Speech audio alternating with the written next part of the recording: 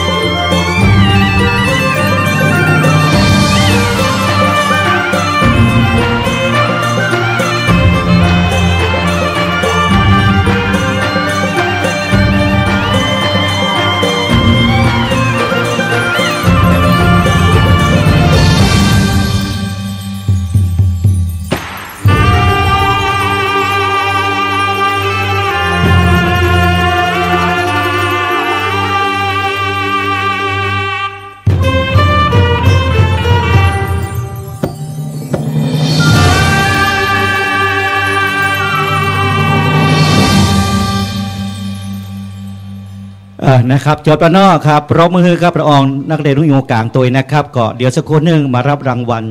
นะครับเนาะก็ฟ้อนตะเกียเป็นฟ้อนลีลาศิลป์ทินห้วยงูนะครับวันนี้ทางเรือรุ่นโยกลางนำโดยท่านผอยาใจธรรมลังการนำละอองนักเรียนมาร่วมกินร่วมตาลร่วมกฐินบ้านเฮา2 ชุดด้วยกันชุดแรกตะกี้เป็นฟ้อนเล็บแล้วก็ชุดนี้ก็จะเป็นฟ้อนไตเพรีนะครับฟ้อนลีลาศิลป์ทินห้วยงูเจนาหมอบเนาะ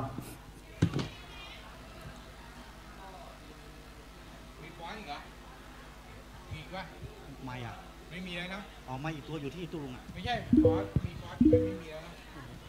วนะครับรับตรงไหนดีได้ถ่ายหัวตัวเจนาไปไหนมาอยู่เพศได้ก้าเจนาอยู่เพศบอกมันชัดดีเนาะครับเจนาอยู่เพศอะไรครับเจนามาอยู่เพศเลยตั้งหน้าไปเลยเนาะครับเรียนเจอนะครับเดี๋ยวร่วมกับท่านผอ.ตัวครับท่านผอ.ก็รองผอ.ตัวยืนตรงกับเจนานี่เนาะนะครับลูกหลานมาเลยลูกหลานมาถ่ายรูปนะครับนะครับเรียนเจอนะครับเพื่อเสียเวลา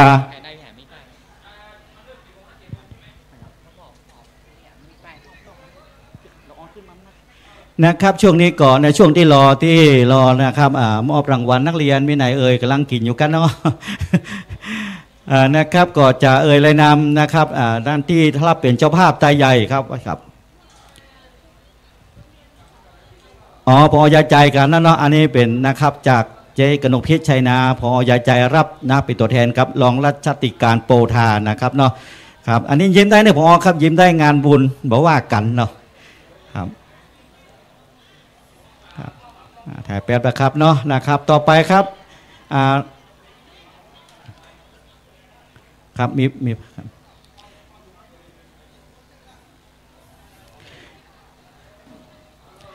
นะครับเรียบร้อยเนาะนะครับมีแฮมกอครับ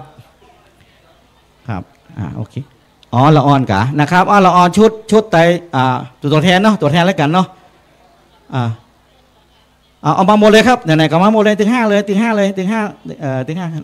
นะครับเป็นตัวแทนเลยลูกหลานกินอินไว้ยางวางบนเก้าอี้แล้วมาถ่ายรูปเด้อลูกหลานเร็วเก้าอี้ถ้าบอกปอก็สทเก้าอี้ชลบไปห้ามมาสักชุดบ่สทเก้าอี้เฮาปอก็ถ้าบอกปอเอามา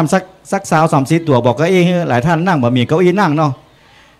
นะครับชุดฟ้อนเล็บชุดฟ้อนเล็บตะกี้มันฟ้อน2 อย่างเนาะมัน2 เด้งเลยบ่เนาะ2 เด้งครับรับมอบนะเจนามอบนะครับเร็วๆรับมอบเลยลูกหลานมาเลยครับแล้วก็เดินแล้วก็แถวเนาะครับเจนาเป็นรางวัลน้ำใจให้เนื้อคนละ100นะครับมือ5 สตางค์ไปแล้วนะครับวันนี้ฟังจ่ายแต่เนื้อเปิดมีเงินขายห้ามเงินไปแล้ววันพูดก็จ่ายวันนี้ห้ามจ่ายเด็ดขาดเนื้อจะได้อยู่กับกระเป๋าหอมเมินเนาะหมานเนาะ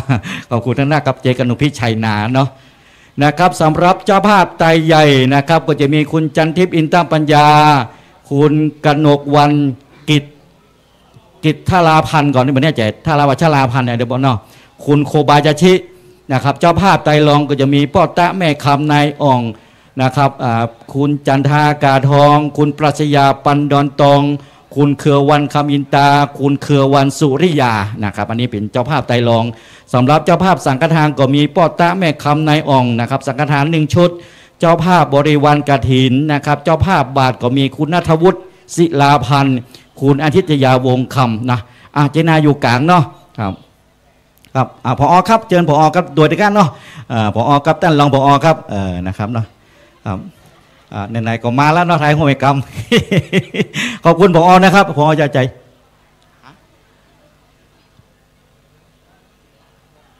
เชิญผู้หลวงเลยผู้หลวงมือมาถ่ายหูปครับขอบคุณท่านผอ.ใจเนอะวันนั้นไปอุปสมบทร่วมทำบุญมาตัวขอบคุณท่านนั่งเนอะผอ.เนอะสาธุแต่ไม่ได้บอกนะครับวันนั้นนะครับสทหันก็สทมาอยู่แจงพี่บอกมันมาหันอยู่แจงพี่อันกับหันอยู่เนาะหมู่เฮาพอกล้องเป๊ปซี่นะครับยิ้มแน่นอนนะครับเราต้องยิ้มเนอะงานบุญวันนี้โอเคเรียบร้อยเนาะครับอนุโมทนาสาธุกับท่านผอ.กับรองผอ.คณะครูตัวเนอะวันนี้นำละออนนักเรียนมานะครับเดี๋ยวถ้ามีอย่างเพิ่มเติมลงทานเปิดหมดแล้วเนาะลงทาน นะครับเพราะว่าตะกี้เอาไม้ให้ตุ๊ดท่านสมชาติไป1 ตัวท่านก็โอ้ได้เลยตอนนี้นะครับตอนนี้ดังเครื่องเสียงผมจะเปิดเพลงเบาๆนะครับจะเปิดเฉพาะเพลงกฐินท่านก็เปิดไม่ร้อนได้เลยเนอะผมจะพิจตรงนี้ก่อนนะครับ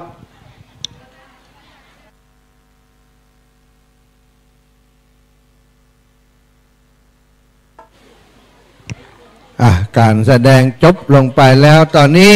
โรงทานมดไปแล้วเจ้าเลยเนอะข้าวเหนียวมดแล้วข้าวเหนียวใหม่ใส่ข้าวหลามมดเสร็จเนาะไข่ดิบไข่ดีขนมปังก็มดแล้วเดี๋ยวแม่เลี้ยงเพื่อนจะเอามาแหมชุดหนึ่ง แล้วก็ตอนนี้โรงทานข้าวหนมคกนะโรงทานข้าวหนมคกจากเวียงป่าเป้ากับโรงทานข้าวหนมคกจากเมืองฝางมาโจนกันเนอะวันนี้จ้างโจนจ้างหลวงปู่ว่า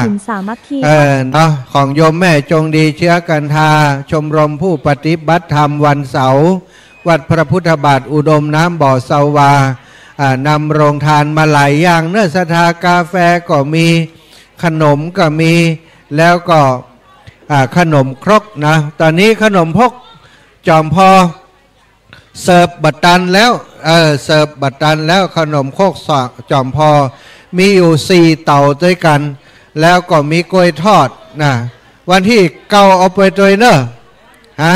วันนานมุนวันที่9เอาไปตัวจิมเนอะวันเกิดเลี้ยงวันเกิดที่ลำปางวันที่9ขนมโคกจากเวียงป่าเป้า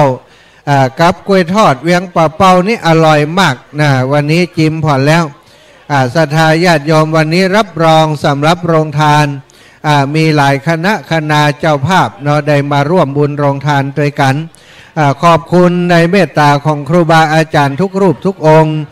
หลวงพ่อเจ้าคณะตำบลม่อนปิ่นหลวงพ่อเจ้าคณะตำบลสันทรายครูบาอาจารย์นะหลวงปู่พระครูปฏิภาณธรรมทินหลวงปู่ดอยนะได้เดินทางมาถึงแล้วพระครูปริยัติรัตนโชติวัดร่องกูท่านอาจารย์มหาเสาแก้วที่เฮารู้จักกันดีจัดรายการวันเสาร์เนาะก็เดินทางมาถึงแล้วเหมือนกันเนาะตู้ปีอ้อยตู้ปีบูนจากม่อนจอมพอปหลวงกำนันธัญพัฒน์ปาเขื่อนตะจากเวียงป่าเป่าพร้อมกับป่อน้อยป่อนานสัตธิวิหาริกลูกศิษย์ลูกหาของหลวงปู่พระครูปฏิภาณธรรมทินวันที่วันที่เกิดแต่วันที่5วันผูกละแต่ว่าจะไปทำบุญวันที่9บ่ได้โอ้สาธุขอบคุณนี่ทำบุญวันเกินเนาะโอ้ดีกันนี่เด้อสาธุบุญโยมแม่เนอะบุญทักษาอยู่ดีมีสุขอายุมันขวัญยืนสาธุปีนี้ครบรอบ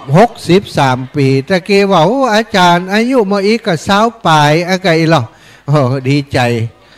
ศรัทธาว่าเล่นเนาะก็ดีใจไปอย่างนั้นเนาะขอบคุณเนอะตังคณะเจ้าภาพคุณโยมกนกพิษชัยนาในฐานะประธานทอดกฐินปีนี้ที่วัดโสภณารามห้วยงูในของเฮาซึ่งก็มีประธานเป็นนักธุรกิจเป็นญาติกาวงวานที่ทำบุญสุนทรทานได้กินได้ทานร่วมกันมาโดยตลอดมีประธานร่วมคุณมนัสคุณสุทธิสุนทรวงศ์คุณสิริกรศิริกุลพิบุญร่วมบุญเป็นประธานกฐินในครั้งนี้อีก 20,000 บาทขออนุโมทนาบุญขอบคุณท่านเจ้าเป็นอย่างสูงแล้วก็ยังมีศรัทธาญาติโยมที่ร่วมบุญมาแหมก็มีประธานสมจิตคุณเทียนจันทร์บ้านยักษ์แล้วก็ยังมีคณะประธานอีกชุดหนึ่งคุณปรัชญาคุณแสงเดือนปันดอนตองพร้อมกับลูกหลานครอบครัวห้างจัดการอู่จำลองกลการ98เจ้าภาพห้องน้ำ1ห้องถวายปัจจัยแหม 10,000 บาทแล้วก็ประธานคณะผู้บริหารฟาร์มหมูร่วมบุญกฐินสามัคคีครั้งนี้แหม 10,000 บาทในนามคณะกรรมการคณะศรัทธาญาติโยมครูบาอาจารย์ก็ต้องขออนุโมทนาบุญขอบคุณครับศรัทธาเจ้าภาพที่ได้กล่าวนามไปแล้วนั้นทุกคนทุกท่านเนอะตอนนี้รอในส่วนของพิธีหลวงพ่อใหญ่มาหลวงพ่อพระครูสุจิตานุรักษ์เจ้าคณะอำเภอฝางนะ ได้เดินทางมาถึงแล้วก็จะได้เริ่มประกอบพิธีทางศาสนาต่างๆเป็นลำดับไปเนอะคุณโยมเกียรติจากอาสมพุทธธรรมโอ้หลวงพ่อใหญ่ได้เดินทางมาถึงแล้วเนอะศรัทธาญาติโยมศรัทธาพี่น้องหมู่เฮาท่านเจ้าทั้งหลายตอนนี้โรงทานก็ได้เริ่มเปิดแล้วเนาะโรงทาน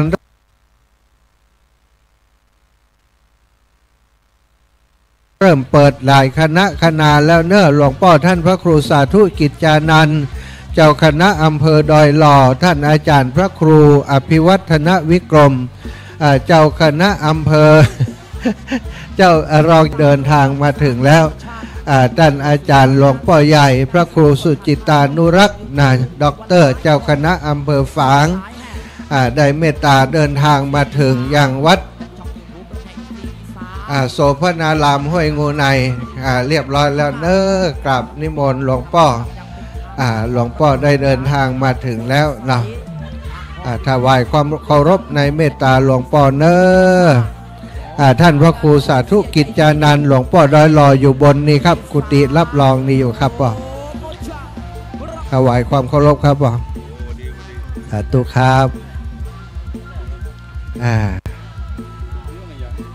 เลี้ยงอะไรอย่างหลายอย่างหลายอย่างสาธุจ้าศรัทธาญาติโยมประธานสงฆ์ประธานพิธีในวันนี้หลวงพ่อท่านพระครูสุจิตานุรักษ์ด็อกเตอร์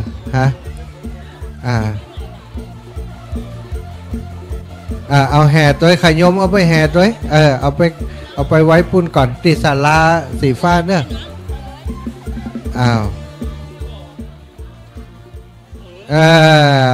เคาะหัวป๊อกครับ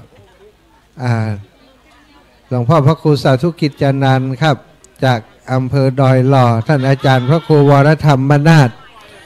ก็เดินทางมาถึงแต่เจ้าแล้วเนาะตอนนี้ทางคณะกรรมการเขาก็คงจะได้เตรียมในเรื่องของการเคลื่อนขบวนกฐินเนาะ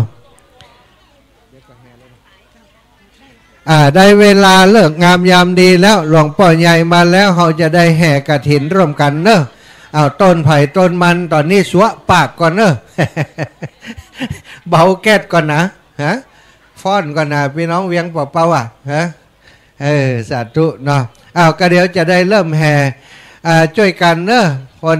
เจ้าภาพกฐินที่มาร่วมกันในวันนี้เดี๋ยวไปช่วยกันแห่บริวารผ้ากฐินบริวารกฐินเนาะต้นปัจจัยกะละประพฤกต้นบริวารกฐินเนาะเอาศรัทธาญาติโยมพี่น้องหมู่เฮาเนื้อแขกผู้มีเกียรติทุกท่านพวกหลวงนั้นช่วยกันไปช่วยกันกำตุงกำอะไรอย่างกันคณะกรรมการเฮาตัวคณะกรรมการเฮาตัวเนอะวันนี้ประทักษิณรอบใดนอกเคลียร์พื้นที่กำเนอะรถราที่จอดอยู่กระเดียวเปิ้นจะเวียนประทักษิณรอบวิหารของเฮา3 รอบพ่อผู้ใหญ่ประกาศเลย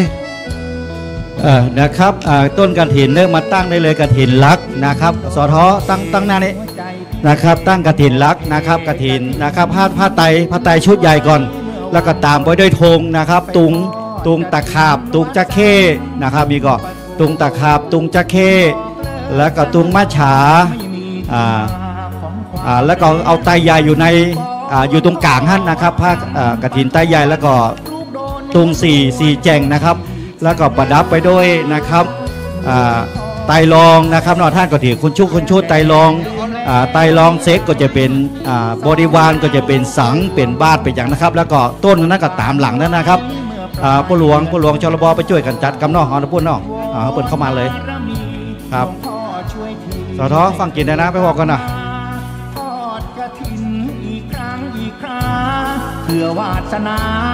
นะครับตอนนี้หลวงพ่อท่านพระครูดร.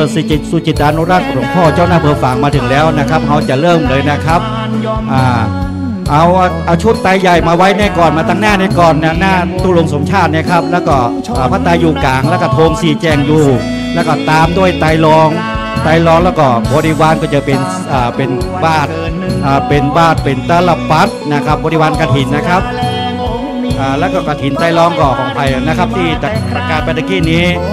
บอกว่าจะเป็นพ่อตาแม่คำนายอ่องนะครับปีทากาทองคุณปรัชญาปันดอนตองคุณเคืองวันคำเอ็นตาคุณเคืองวันสุริยาอันนี้ท่านก็ต้องถือนะครับไพ่ไตรลองมาตัวนะครับเข้าแถวผู้หลวงจัด4 แถวได้ก่อน4 แถวเนาะทั้งนี้เลยเพราะเขาต้องประทักษิณา3 รอบเอามาให้เลยเนอะตอนอันผ้ากฐินผ้ากฐินนำมาเลยจะได้จัดแถวอีแม่ตุงกฐินก็เอามาเลยเดินมาเลยแม่เดินมาเพ่เลยตุงกฐินเนี่ยปักกันมาเพ่มาก่อนเลยมาจัดแถวก่อนเอาออกมาเลยเอาตุงสี่ตุงมาเลย4 อันมาจัดแถวก่อนตุงจักเข้จุงตะขาบตุงมัดฉาเอาไว้4 แจงแล้วเอาไตใหญ่ไว้ชุกตรงกลางนั่นนะครับมันเขาล้อมไว้เขาล้อมไว้ถ้าใครจะถือตุงมาเลยครับมาถือตุงเลยแล้วก็พระไตรชุดยาอยู่กลางเขาล้อมเป็นนะครับแล้วตอนนั้นก็จะเป็นไตรรองอัฐบริขารเป็นบาทเป็นย่ามเป็นอย่างก็ว่านไปนะครับยืนไม่ให้ก่อนครับในเงินเกี่ยว3 รอบว่าอยู่นอต้องถามสุขภาพตัวก่อน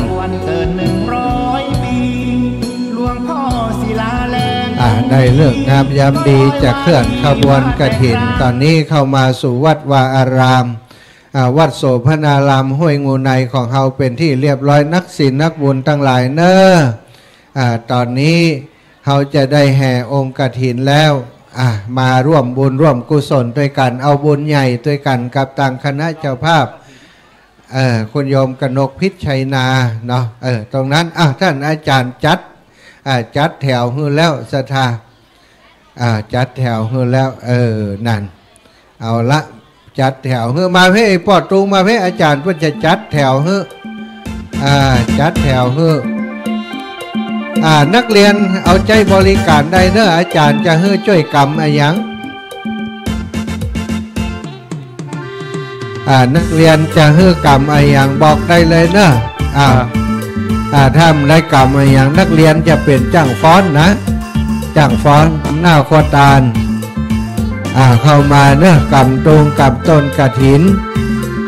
ต้นกฐินบริวารกฐินของพี่น้องต่างใดยกมาแห่ด้วยกันเนอะ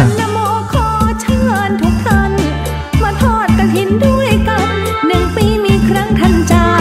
เจ้าภาพฉันชวนทุกท่านนะโมเพชรสุพรรณก็มาโยกย้ายใส่สะโพกได้นะวันนี้กล่อมยาวจากภาคกลางมาแล้วคนบุญนุนนำคนไหนทำคนนั้นได้รวยจนละป่าปนกันไปขยับมาได้เลยนะศรัทธาญาติโยมตอนนี้กระบวนกฐินซึ่งนำโดยคุณกโยมกนกพิชัยนาประธานกฐินปีนี้พร้อมกับคณะประธานร่วมที่ได้ประกาศนามไปจะได้นำขบวนกฐินนะประทักษิณรอบวิหารของเรานะเป็น3 รอบด้วยกันแล้วก็จะได้เข้ามาสู่วิหารเพื่อประกอบพิธีทางศาสนาถ้าตั้งหลังพอเจนาเดินมาน้ำสัก2 บาทได้ก่อนตั้งหลังมันย้นนะครับเดินมาน้ำน้อยครับเดินมาน้ำน้อยครับเดินมาน้อยครับพอตั้งหลังโอเคครับเข้าแถวนะครับเนอะชลบช่วยจัดแถวอันมันบางงามครับมันไทยผู้บางงามเนาะตามด้วยการผ้าไตรรองครอบแทรกเลยเจเดือนเข้าแทรกเลยครับสอทอจัดแถวหน่อยไตรรองครับแถว3 แถว 4ก็ได้ถ้าเอา5มันก็ได้นะครับเพราะว่ามันที่มันขีดเราต้องจัดแถว4เหรอจัดแถว4โอ้ครับจัดแถวเขาตัวครับมันจะได้งามเนาะมันจะได้งามต้นกฐินฝ่ายท่านก็ร่วมเลยนะครับนิมนต์ครับนิมนต์ตุลุงครับ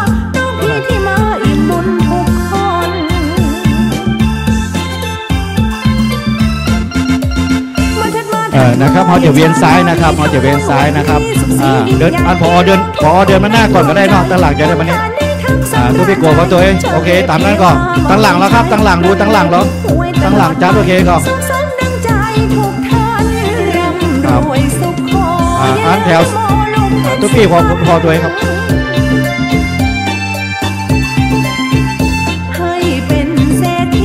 กำลังซ้อเพลงอยู่เพลงโฮฮิ้วนะเจนามันเพลงอะไรอย่างนะซ้อหาป้า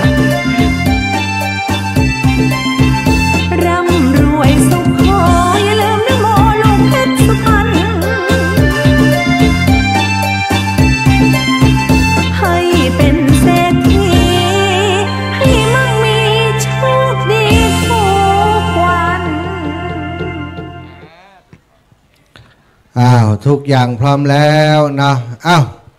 ตอนนี้นะเรียนเชิญคณะเนี่ยทุกคนทุกท่านที่เป็นเจ้าภาพเจ้าศรัทธาร่วมกันวันนี้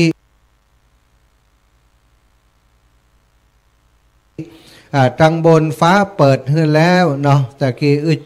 จืด เหมือนกับฝนจะตก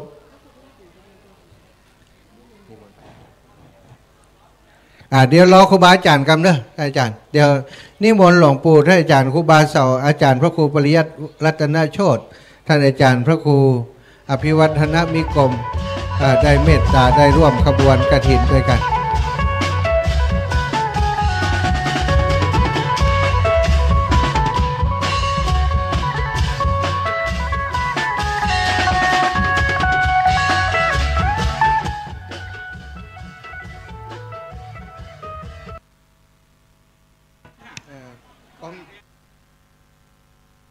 ช้อปปี้11แจกส่วนลดร้านโค้ดคุ้ม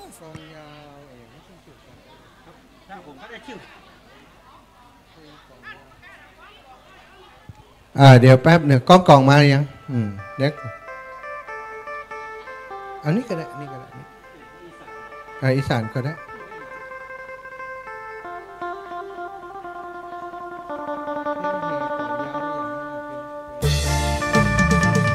กราบนิมนต์ครูบาอาจารย์เมตตาหลวงปู่พระครูปฏิพันธ์ลำมทินหลวงปู่ดอยท่านอาจารย์ใหญ่พระครูอภิวัฒนวิกรมท่านอาจารย์พระมหาท่านอาจารย์พระครูปริยัติรัตนโชตินะท่านอาจารย์พระครูวรธรรมมนาถวันนี้ครูบาอาจารย์ได้เมตตามาเป็นกำลังใจคุณโยมกนกพิชัยนาจะได้ร่วมขบวนกฐินตัวเนอได้แห่ขบวนร่วมกันโหหรือยังทุกเจ้าจะโหใจหิ้วก็จะ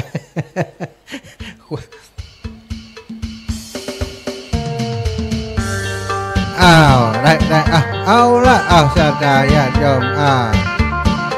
ขอเข้าด้วยคนเตอหลวงปู่เขาไม่ได้เข้าด้วยมันนะ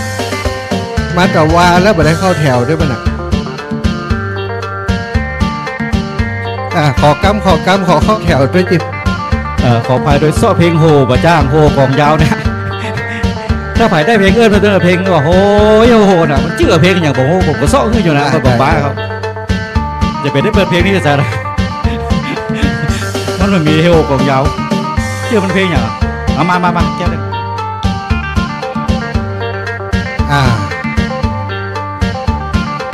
ตอนนี้นะครับคุณลุงชาติครับเปิดไมค์ได้เลยครับไมค์ผมไปได้หมดครับตอนนี้ต่างคณะเนกฐินนำโดยหลวงปู่พระครูปฏิภาณธรรมทินท่านพระครูปริยัติรัตนโชติได้เมตตาเป็นกำลังใจให้กับคุณโยมกนกพิชัยนามหาอุบาสิกาที่อุปถัมภ์ดูแลวัดวาอารามวัดโสภณารามของเขาได้ตั้งขบวนตั้งแถวเดินขบวนเพื่อจะประทักษิณรอบวิหารหลวงของเราตอนนี้เด้อขอบคุณทางทีมงานถ่ายทอดสดที่ได้เก็บภาพเก็บเสียงถ่ายทอดออกอากาศไปยังครอบครัวคลื่นสีข่าวโดยเฉพาะสถานีวิทยุ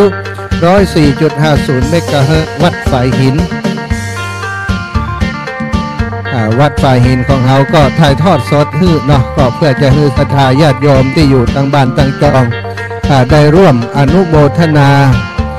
ในบุญกุศลในกฐินทานของวัดโสภณารามวัดห้วยงูในของเราในวันนี้ตัวเนิ่งอยู่ต่างบ้านต่างจองคณะนี้นะบรรยากาศที่วัดห้วยงูในโสภณารามก็กำลังจะ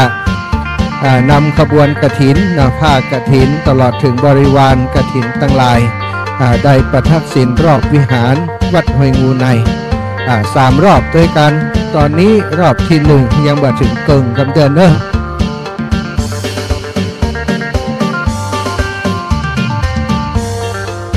สำหรับวัดห้วยงูในของเราก็เป็นวัดที่ครูบาอาจารย์พัฒนาให้เป็นสถานรันธรรมที่สัปยะในการปฏิบัติโดยแล้วก็จะบูรณะปฏิสังขรณ์ในส่วนของเจดีย์ของวัดห้วยงูในของเราเนาะศรัทธาญาติโยมที่ ร่วมบุญร่วมกฐินกันมาฝากให้หอมมาตั้งครูบาอาจารย์ก็ดีนะก็ขอให้ได้รับทราบกองบุญของกุศลในคราวครั้งนี้ปัจจัยทุกอย่างครูบาอาจารย์จะได้นำไปบูรณะปฏิสังขรณ์เสนาสนะตลอดถึงศาสนวัตถุตั้งพระพุทธศาสนาในวัดในวาของเฮา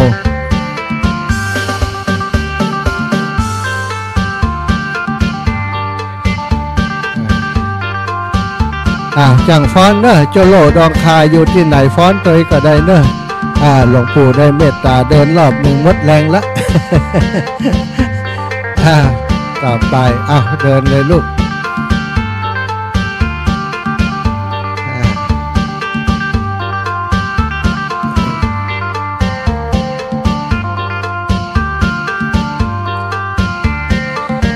สำหรับกฐินปีนี้ก็ยังจะเหลืออีกเวลาเนาะเวลาอีก1 วันวันสุดท้ายคือวันพรุ่งนี้วันที่5 เดือนพฤศจิกาก็จะเป็นวันสุดท้ายที่เราจะได้ทอดกฐินนั้นเป็นเรื่องที่จะทำตามการตามเวลาบ่สามารถจะทำได้ตลอด3 เดือนนี้ก็เป็นเพื่อเรียกว่าเดือนหนึ่งเนาะ1 เดือนในการทอดกฐินวันนี้ก็จะเป็นวันรองสุดท้ายละวันที่4 เดือนพฤศจิกา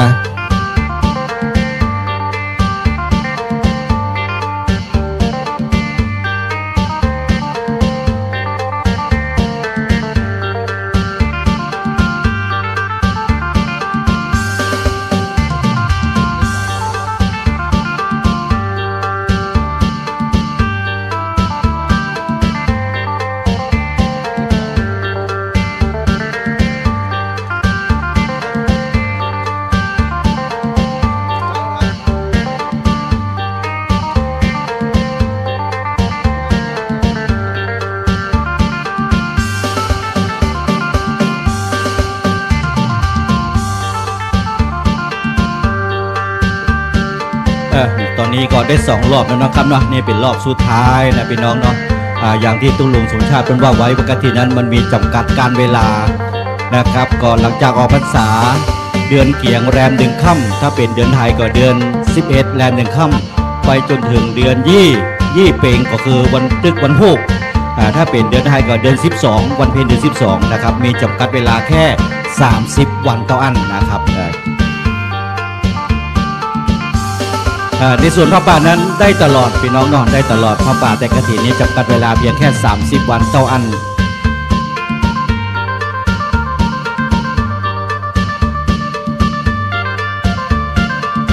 นะครับฝากพี่น้องนะครับนอกเดินระมัดระวังตัวเพราะว่ามันมืดนะครับพี่น้องมันมืดช่วงนี้ฝนตกแล้วจะมีพายุเข้ามาแหมนะครับรู้สึกจะเป็นชื่อเฉินฟงเฉินยังไม่แน่ใจก็ท่านหลังจากที่เสร็จภารกิจเสร็จงานบุญก่อนเดินทางโดยสวัสดิภาพและปลอดภัยแล้วก่อนระมัดระวังตัวพี่น้องนะฝนจะมาเรื่อยๆนะครับฝนจะมาเรื่อยๆอยู่นะครับเป็นมาโดยการลาดิยา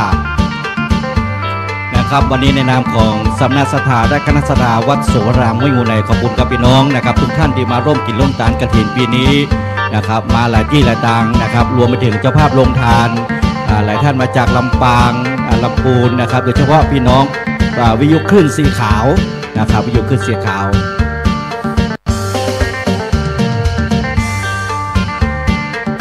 นะครับเนาะระวังว่าอย่างตัวกองเก็บช่วยเก็บหน่อยสอทอเอานั้นวางเก็บหน่อยเดี๋ยวแป๊บนึงนะครับเนาะสอทอวางก่อนสะดุดหน่อยแป๊บนึงสอทอลองต่างไปเปลี่ยนเดี๋ยวแป๊บนึงเอาแปลงให้มันเปียงสอทอเอาวางกันสอทอเอาปัดวางแปลงเปียงเพราะมันแบบเปียงนะครับเอาตั้งเลยนะครับแป๊บนึงเดี๋ยวตั้งหลังอยู่ชะลอฟังมาเตื้อเดี๋ยวตั้งแน่ได้แล้วเนาะเจแล้วได้เลยยังครับครับวันนี้ขอบคุณทุกส่วนทุกภาคส่วนเนาะนะครับที่มาร่วมนะครับดังรู้ได้มีโอกาสก่อนนำนักเรียนมาฟ้อนมาอย่างตัวนะครับท่านผอยาใจกับรองผอคณะผู้บริหารรวมไปถึงพี่น้องศิษย์สาวชาวบ้านเฮานะครับ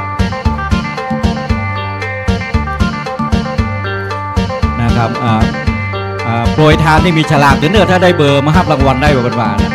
แต่บัดแต่บอกคนเนื้อนี่นะฟังเป็นว่ามาทำกรรมนะครับส่วนวันนี้ก็เป็นยี่เป่งพี่น้องยี่เป่งวันเฮากับวันเพ็ญเดือน12และตรงกับเป่งพูดตัวพี่น้องวันพวกนี้วันพุธนะครับเป่งพูดนี่ก็จะมีกับภาคเหนือนะเมื่อคืนก็จะมีพระสงฆ์ไปบิณฑบาตพระอุปคุตนะครับเนาะเป่งพูดแต่ภาคกลางพระอื่นนี่มันมี ครับโอ้พ่อเลี้ยงก็มาฮะพ่อเลี้ยงเนาะขออภัยตัวผมเสาะเพลงของยาวที่แห่กระถินปะก็เลยเปิดเพลงนี้ให้ท่านก็แล้วกัน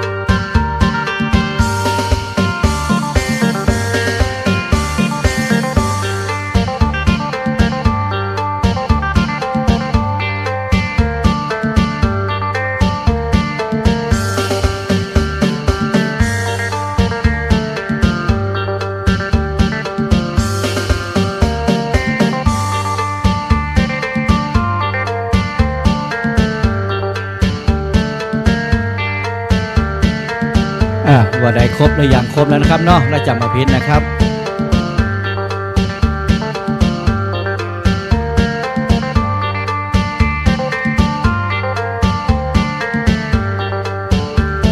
นะครับเนาะบันทึกภาพก่อนนะครับ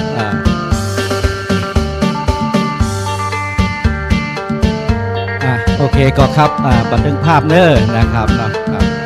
วันนี้ทุกท่านทุกคนอิ่มบุญกันนะครับเนาะอิ่มบุญกันแล้วก็พรุ่งนี้ก็เป็นวันสุดท้ายแล้วพี่น้องกฐินจะทึกวันพวกเนี้ยนะครับยี่เป่งหรือว่าวันเพ็ญเดือน12และซึ่งตรงกับเป่งพุธ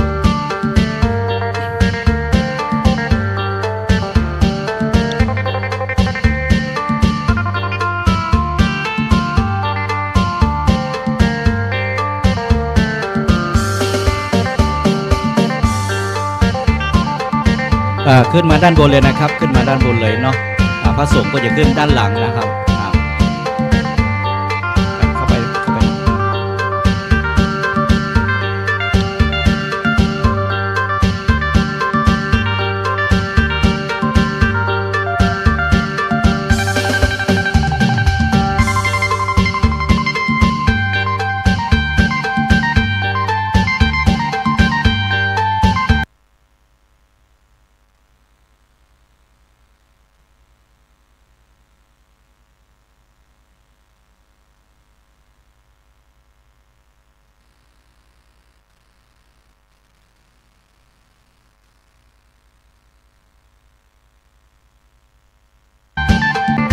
วันนี้มวนกันจะเล่าเด้อ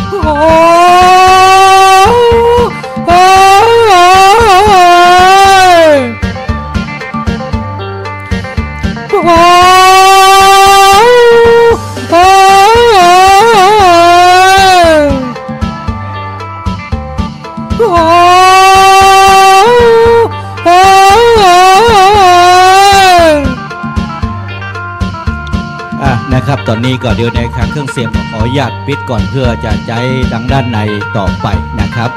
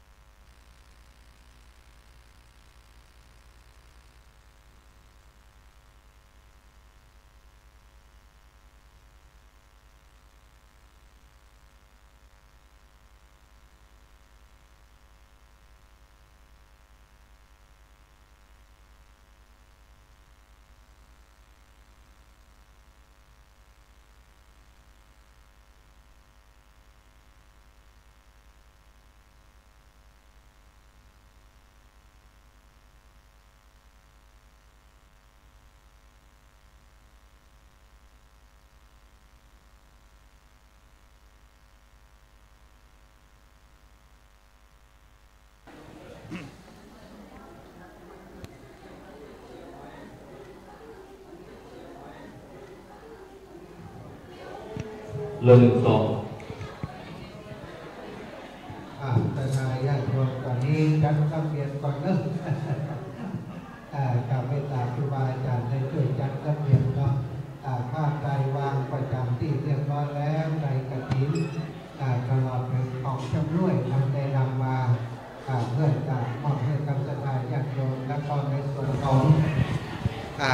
นของต้นปัจจัยอนสตังนะได้นำเข้ามาสู่วิหารเป็นที่เรียบร้อยแล้วก็ขออนุญาตใช้เวลาตรงนี้สัก 4-5 นาทีได้จัดสถานที่ในตังในให้เรียบร้อยแล้วตอนนี้แขกผู้มีเกียรติศรัทธาญาติโยมทุกคนทุกท่านเนอะถ้าตังในเต็มตังหน้าวิหารก็สามารถที่จะได้นะครับเก้าอี้ครับชลบหรือพี่น้องตะลุ่มขอเก้าอี้มาตะบนสักซาวตัวเนาะพี่น้องจะได้นั่งครับขอเพิ่งแหงตะลุ่มตัวนะครับเอาเก้าอี้ขึ้นมาเลยนะครับ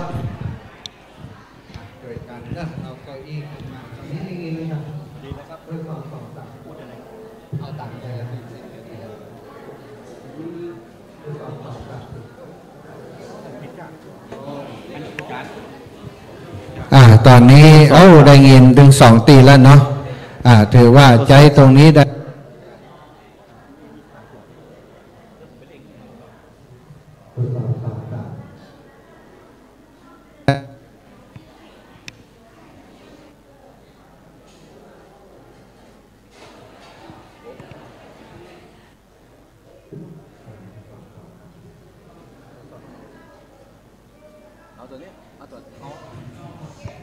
อันนี้ไม่น้อยขอเติมแบตเตอรี่อันนึงทดสอบ2-3ได้อยู่เนาะถึง2 อันก็แล้วกันจะได้ยินถึง2 ตีศรัทธาญาติโยมแขกผู้มีเกียรติเนาะประธานร่วมในกฐินของคุณโยมกนกพิชชัยนาในวันนี้ก็มีศรัทธาญาติโยมที่มาร่วมบุญด้วยกันเป็นเจ้าภาพร่วมฟาร์มหมูที่ร่วมกฐินสามัคคีมา 10,000 บาทเนอะแล้วก็คุณปรัชญาคุณแสงเดือนจ้าสาธุจ้าวันนี้ตอนนี้ทุกอย่างเนาะเรียบร้อยแล้วเนาะต่างครูบาอาจารย์พระสงฆ์องค์สังฆเจ้าที่ได้มาเป็นกำลังใจมาร่วมบุญร่วมกุศลในครั้งนี้โดยมีหลวงพ่อใหญ่นะท่านพระครูสุจิตานุรักษ์ด็อกเตอร์เจ้าคณะอำเภอฝางใจได้เมตตามาถึงยังวัดโสภณารามวัดห้วยงูในแล้วก็มาเป็นประธานในพิธีที่ได้วิหารเรียบร้อยแล้วกราบในเมตตาหลวงปู่พระครูปฏิภาณธรรมทินหรือว่าหลวงปู่ดอยจากพระธาตุจอมพอหลวงพ่อท่านพระครูสาธุกิจจานันท์เจ้าคณะอำเภอดอยลอได้เดินทางมาถึงแล้วอยู่ในวิหารแล้วท่านอาจารย์พระครูอภิวัฒนวิกรมรองเจ้าคณะอำเภอดอยลอได้เมตตาเดินทางมาร่วมงานแล้วก็มาถึงในวิหารแล้วเช่นเดียวกันท่านอาจารย์พระครูวรธรรมนาถเจ้าอาวาสวัดหนองเหียงเจ้าคณะตำบลสันติสุขอำเภอดอยหล่อก็ได้เดินทางมาถึงแล้วเช่นเดียวกันท่านอาจารย์พระครูปริยัติรัตนโชติวัดร่องกูเนาะก็ได้เดินทางมาถึงแล้วเช่นเดียวกันพร้อมกับครูบาอาจารย์ที่เป็นพระสงฆ์พิธีที่ได้มาร่วมพิธีในวันนี้ก็ขึ้นพร้อมในอาสนะอาสงฆ์เป็นที่เรียบร้อยลำดับต่อไปศรัทธาญาติโยมท่านสาธุชนทั้งหลายเขาจะได้เริ่มประกอบพิธีทางศาสนาเป็นลำดับไปเนอะเอาทางนอกพร้อมแล้วยังทางในพร้อมแล้วยังเนื่องจากว่าบุญกฐินเป็นบุญใหญ่บ่ได้สามารถทำได้ตลอดเวลาทำได้ในช่วงการเวลา1 เดือนวันนี้ก็เกือบจะเป็นวันสุดท้ายวันที่4วันที่5ก็จะเป็นวันสุดท้ายแล้วคือวันพรุ่งนี้ตอนนี้ศรัทธาญาติโยมพร้อมแล้วยังใดที่นั่งแล้วนั่งให้เรียบร้อยจะอาตมาภาพ จะเริ่มประกอบพิธีทางศาสนาเมื่อศรัทธาเงียบแล้วก็พร้อมแล้วถึงจะได้เริ่มประกอบพิธีทางศาสนาเนอะอ้าวจัดระเบียบให้เรียบร้อยจัดระเบียบเรียบร้อยก็ขอให้เงียบเสียงนะฟังถามกันเตื้อฟังอู้กันเตื้อเนาะอิติปิโสสักรอบจบอิติปิโสคือดับปิงเนอะอิติปิโสภะคะวาอะระหังสัมมาสัมพุทโธวิชชาจารณะสัมปันโนโลกาวิทูอนุตตโรปุริสธรรมสารถิสัทธาเทวมนุษย์สานังพุทโธภะคะวาติณโอกาสวันนี้ขอได้รับเมตตาจากหลวงพ่อใหญ่ท่านพระครูสุจิตานุรักษ์ด็อกเตอร์เจ้าคณะอำเภอฝางประธานสงฆ์ในวันนี้ได้เมตตาจุดธูปเทียนบูชาพระรัตนตรัยกราบในเมตตาครับ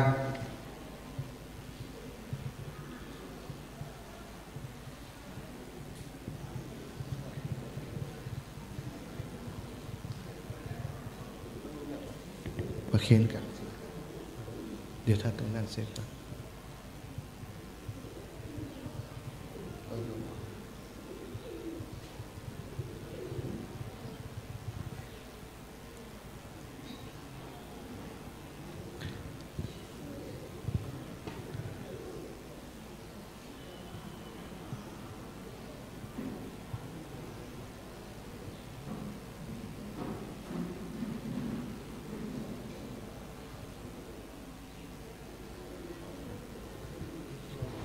จุด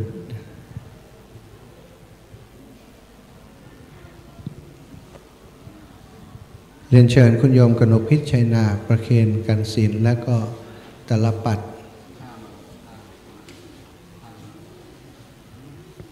ตลปัดอยู่ตรงใดตะกี้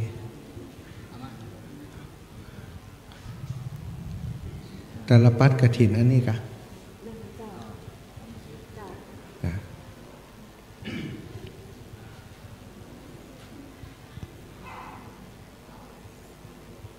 เรียนเชิญพระอาจารย์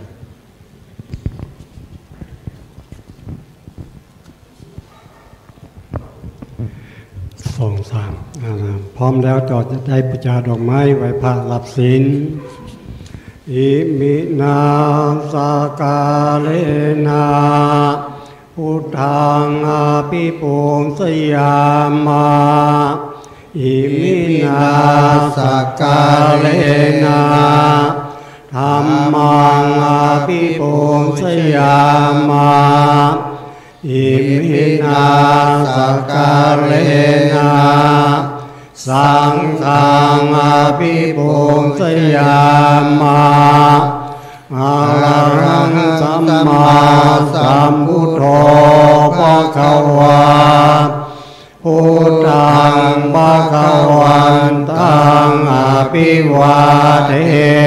มิสวากขาโตภะคะวะตาธัมโมธัมมังนามัสสามิสุปฏิปันโนภะคะวะโตสาวกสังโฆสังฆังนามามิ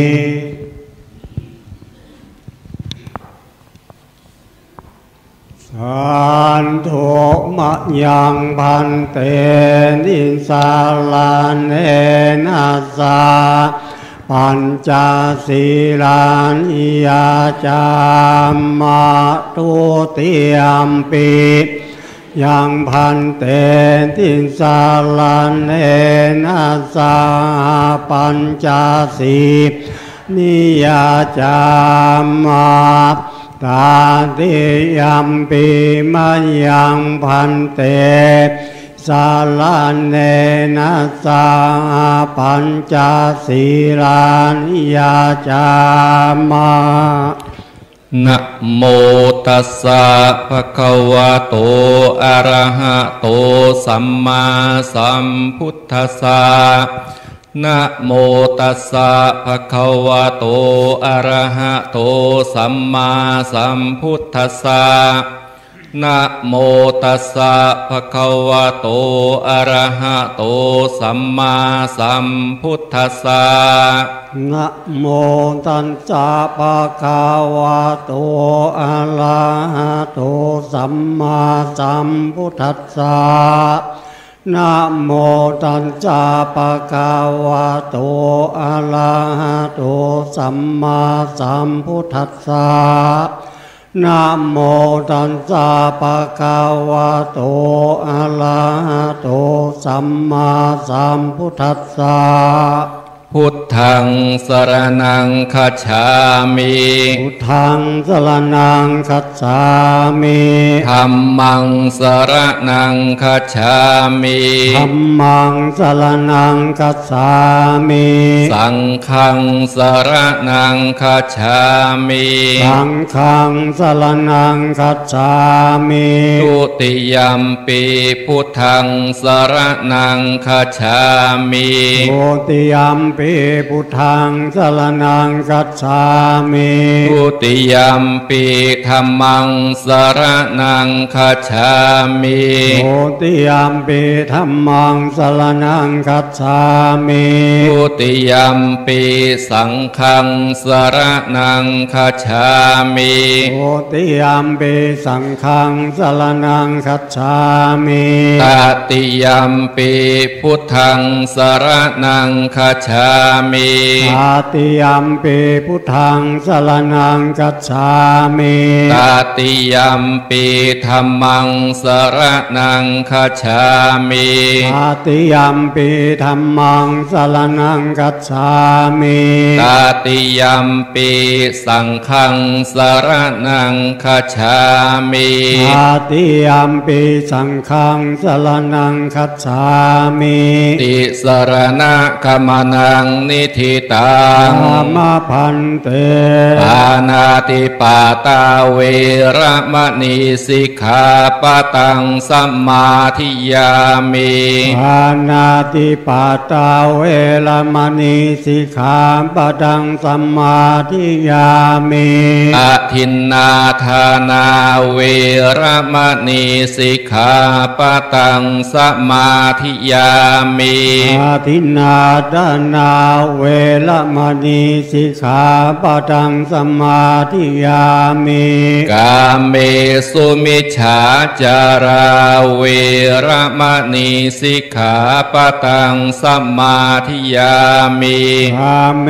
สุมิจฉาจาราเวระมณีสิกขาปะตังสัมมาทิยามิมุสาวาทาเวระมณีสิกขาปะตังสัมมาทิยามิมุสาวาทาเวระมณีสิกขาปะตังสัมมาทิยามิสุราเมรยะมัชฌะปมาทฐานาเวระมณีสิกขาปะตังสัมมาทิยามิ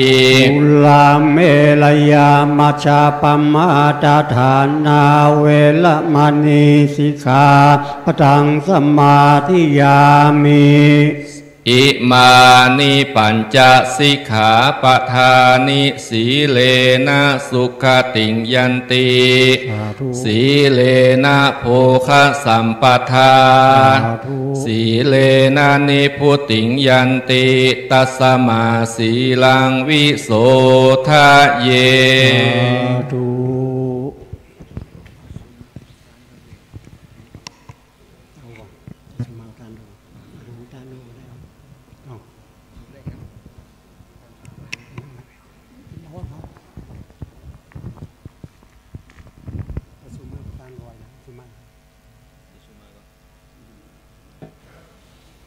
ก็จะได้สุมาขวตาหน่อยเนอะจัดน้ำคอมเมนต์สมปล่อยมากัน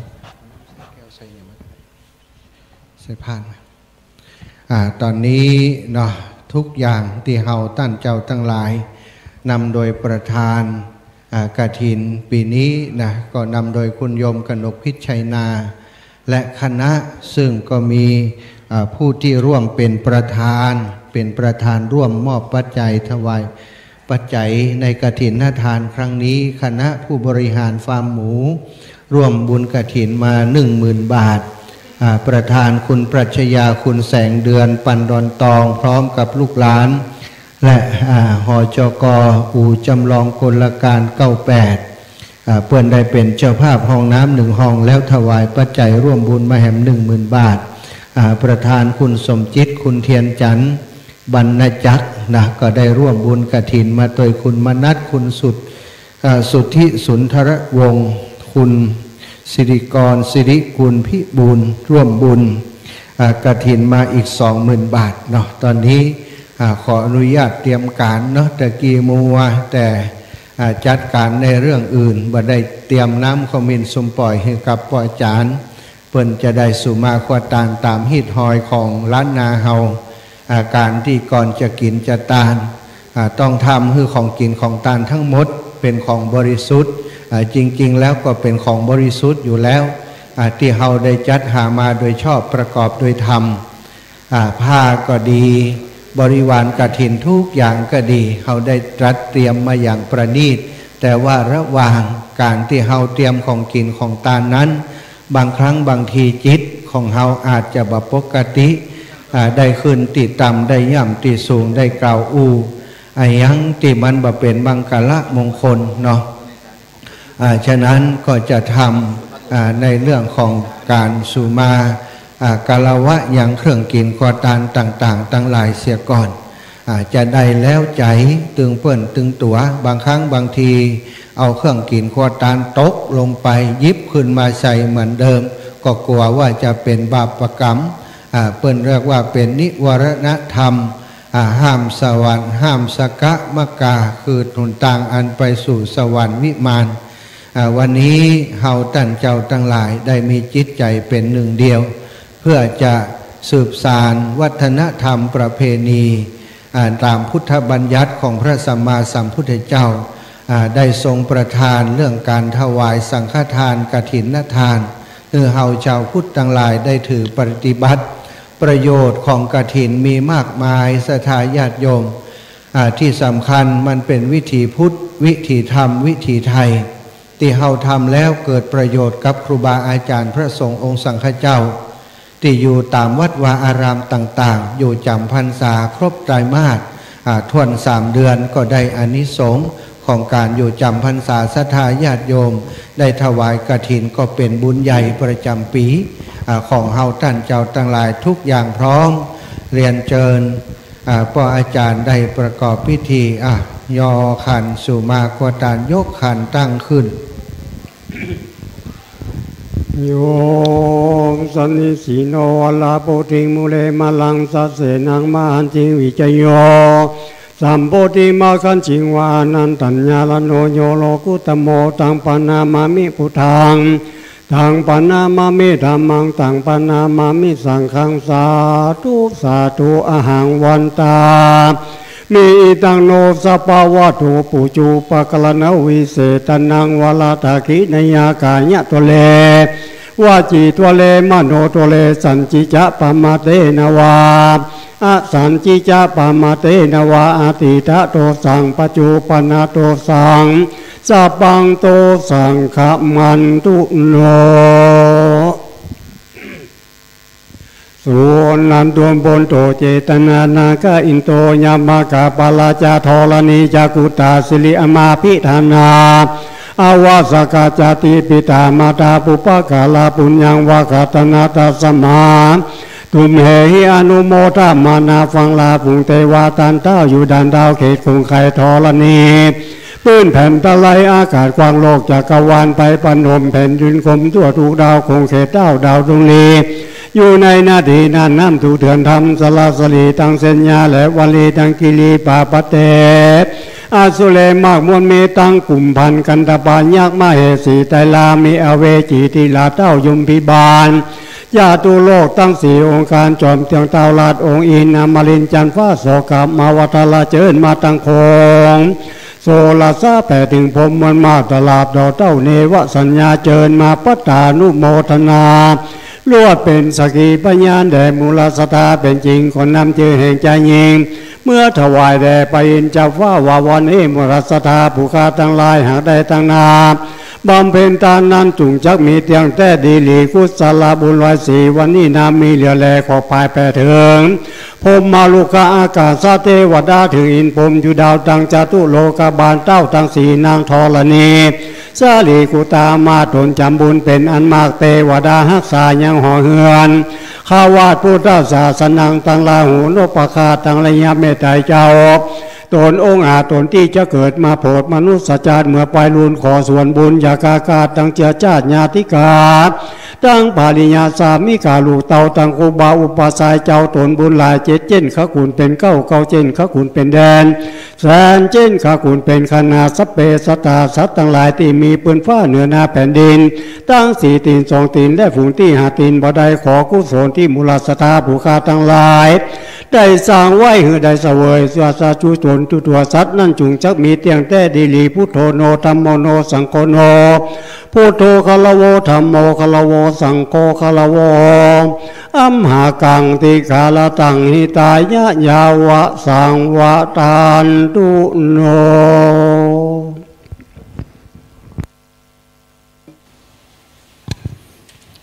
เรียบร้อยเนาะลำดับต่อไปท่านประธานก็จะได้นำศรัทธาสาธุชนหมู่เฮาเจ้าข้าทั้งหลายกล่าวกรรมถวายผ้ากฐินนะในวันนี้เรียนเชิญท่านประธานและคณะผู้ที่จะถือผ้ากฐินนะแล้วก็ผ้าไตรบริวารเนอะใครที่เป็นเจ้าภาพไตรบริวารลุกขึ้นมาถือผ้าไตรของท่านประธานกับคณะขอเรียนเชิญยืนตรงนี้ก่อนบรมนานลุกขึ้นบรมนานลุกขึ้นบรมนานมาตั้งเพะยัง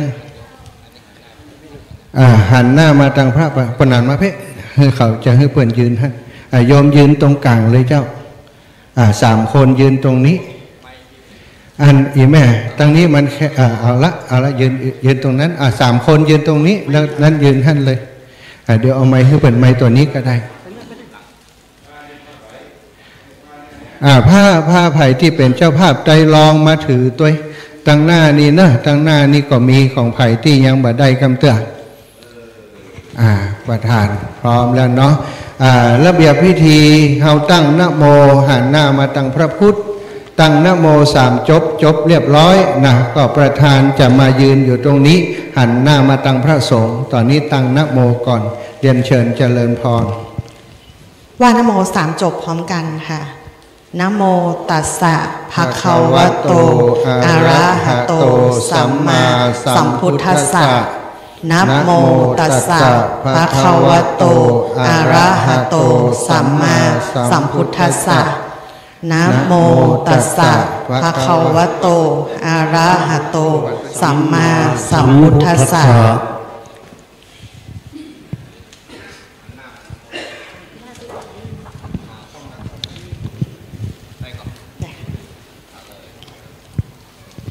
อิมังพันเตสัปปะริวารังกะถินะจิวรัตทุสสะสังคัสสะโอโนชยามะสาธุโนพันเตสังโฆอิมังสัปปะริวารังกะถินะทุสังปฏิคันหาตุปฏิขะเหตวาจะอิมินาทุเสนะกะถินังอัฏฐรัตตุอัมหากังทีฆรัตตังหิตายะสุขายะข้าแต่พระสงฆ์ผู้เจริญข้าพเจ้าทั้งหลายขอน้อมถวายผ้ากฐินจีวร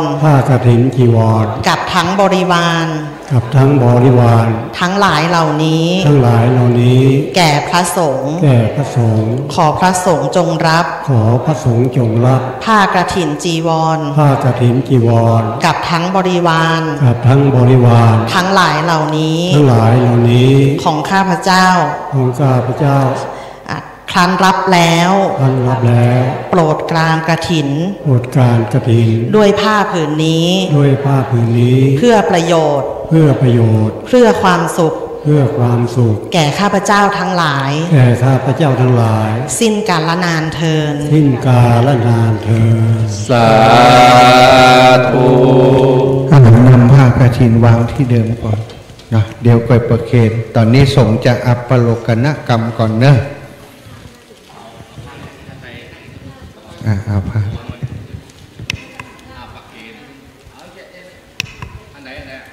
ของพี่ล่าที่โยมบอกนะที่โยมบอกนั่นเอาละอันนั้นเดียวก่อนเนาะเดี๋ยวก็จะได้ประเคนให้ส่งอัปปโลกนกรรมกลับในเมตตาครูบาอาจารย์ครับ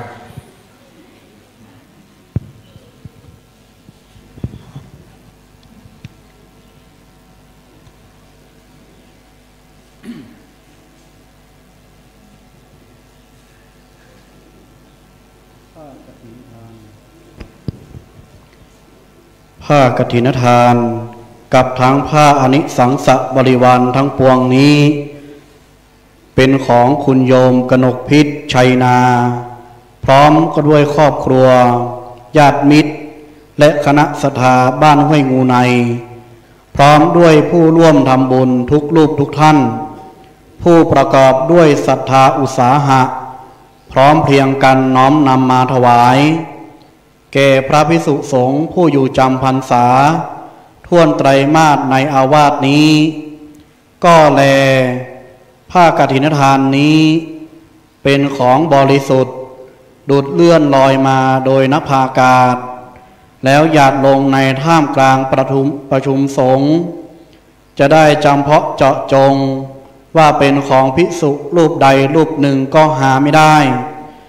มีพระบรมพุทธานุญาตไว้ว่าให้พระสงฆ์ทั้งปวงยินยอมอนุญาตให้แก่ภิกษุรูปหนึ่งเพื่อจะกระทำซึ่งกฐินภารกิจให้ถูกต้องตามวินัยนิยมบรมพุทธานุญาตได้และมีคำพระอัตถกถาจารย์ผู้รู้พระบรมพุทธาธิบายสังวรณนาไว้ว่าภิกษุรูปใดประกอบด้วยศีลสุตาธิคุณมีสติปัญญาสามารถรู้ธรรม8ประการมีบุพกิจเป็นต้นภิกษุรูปนั้นจึงสมควรเพื่อจะกระทำกฐินภารกิจตามพระบรมพุทธานุญาตได้บัดนี้พระสงฆ์ทั้งปวงจะเห็นสมควรแก่ภิกษุรูปใดจงพร้อมกันยอมอนุญาตให้แก่ภิกษุรูปนั้นเถิด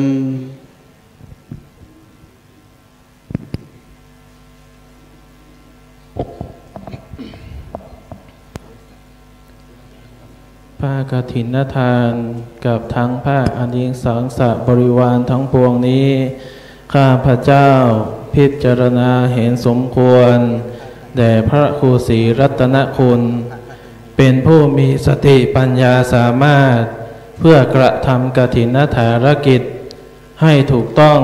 ตามพระวินัยนิยมพระบรมพุทธานุญาตได้ถ้าพระภิกษุรูปใดเห็นไม่สมควรจงทักท้วงขึ้นในท่ามกลางระหว่างสงฆ์ถ้าเห็นสมควรแล้วไซจงให้สัทธสัญญาสาธุการขึ้นให้พร้อมกันเถิดสาธุ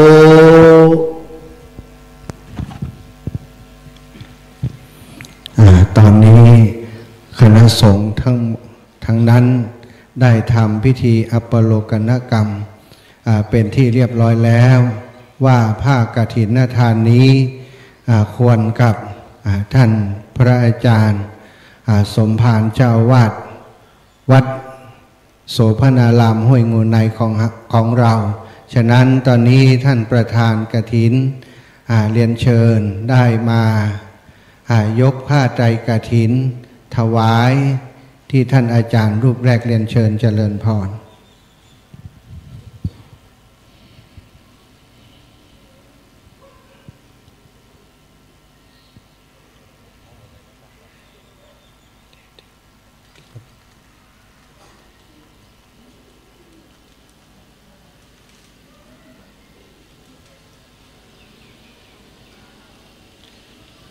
ไตรรองสำหรับผู้สวดนะเอารูปที่สองรูปที่สามเรียนเชิญเลยรูปที่สองรูปที่สามปอดเดี๋ยวไปยกผ่านแว่นฟ้านั่นออกเลยยกผ่านนั่นออกเลยยกผ่านออกมาเพ่ยกมาเลยยกมาผ่านยกผ่านแว่นฟ้าออกมาเลยนะสาธุไตรลองถึงรูปสุดท้ายแล้วทั้งหมดมาที่หลวงพ่อเลยพอถึงรูปสุดท้ายแล้วที่เหลือมาที่นี่เลยไตรลองมาที่นี่มาที่หลวงพ่อเลยไตรลองมาที่นี่หมดเลยถึงรูปสุดท้ายแล้วมาที่นี่เลยครับมาทางนี้มาทางนี้เลยมาที่หลวงพ่อเลยครับไตรลองมาที่หลวงพ่อเลยท่านเป็นองค์รับกฐินเดี๋ยวท่านจะได้มอบให้แก่พระภิกษุสงฆ์รูปใดเป็นให้หลวงพ่อเป็นคนดูแล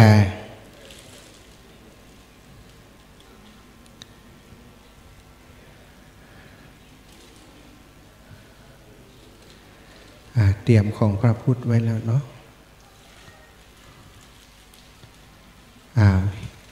วันนี้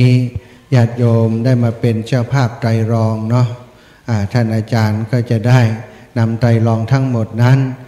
ถวายให้กับครูบาอาจารย์สงฆ์พิธีและภิกษุที่ควรที่จะได้รับที่มีผ้าไตรค่ำคร่าแล้วเนาะตอนนี้ศรัทธาญาติโยมก็จะเข้าสู่การตอนนี้เป็นบริวารกฐินก่อนเนาะก่อนที่จะถวายปัจจัยพระพุทธตลอดถึงพระสงฆ์พิธีทั้งหมดตอนนี้บริวารกฐินวันนี้ท่านอาจารย์ได้มีชุดพระไตรปิฎกฉบับภาษาไทยเดี๋ยวจะได้ประเคนบริวารกฐินส่วนขอเป็นส่วนของบาทก่อนเนอะบริวารกฐินที่เป็นบาทเป็นบาทเนาะเจ้าภาพบาทในวันนี้เจ้าภาพบริวารกฐินที่เป็นบาทเอามาตรงนี้ก่อนเนอะลุกขึ้นมาเลยเจ้าภาพบาทกระเดียวเขาจะประเคนเป็นชุดเลยเนอะเจ้าภาพต้นเจ้าภาพต้นโดยเนอะ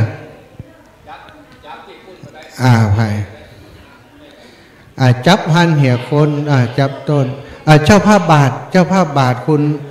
ปวดตะแม่คำนายอ่องปวดตะแม่คำนายอ่องเจ้าภาพสั่งเนาะแล้วก็คุณณัฐวุฒิศิลาพันธ์คุณอาทิตยาวงคำเจ้าภาพบาทเจ้าภาพบาทบาทมาเลยป่ะเจ้าภาพบาทบาทมาเพะบาทมาเพะนั่นบาทมาเจ้าภาพบาทคุณณัฐวุฒิศิลาพันธ์คุณอาทิตยาวงคำเจ้าภาพบาทถวายบาทบริขารบริวารก่อนบริวารนั้นบริวารเข้ามาเลยหมอนเอามาช่วยฮับออกมาจิมช่วยฮับออกมาจิมโอเคปอเอาได้นี้ไปโยงพุ่นคำยายได้อยู่แจงท่านเอาได้ไปจ้าเอาไปลงท่านเลยเอาไปลงที่ท่านเลยเอาไปรวมกันครับนะเอากล้องท่านเลยเอาได้ละปอได้ละเอาตัวนี้เข้ามาเอาตัวนี้มาเพ่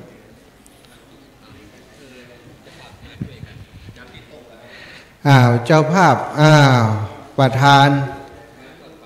ท่านประธานบริวารเนอะ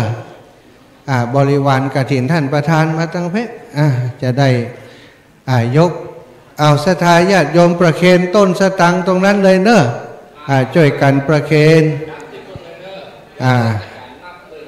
เรียนเชิญคุณโยมกนกพิจารณาได้ถือพานจับพานตรงนี้หลวงพ่อครับ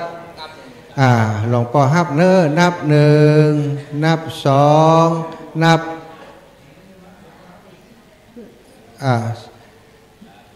สา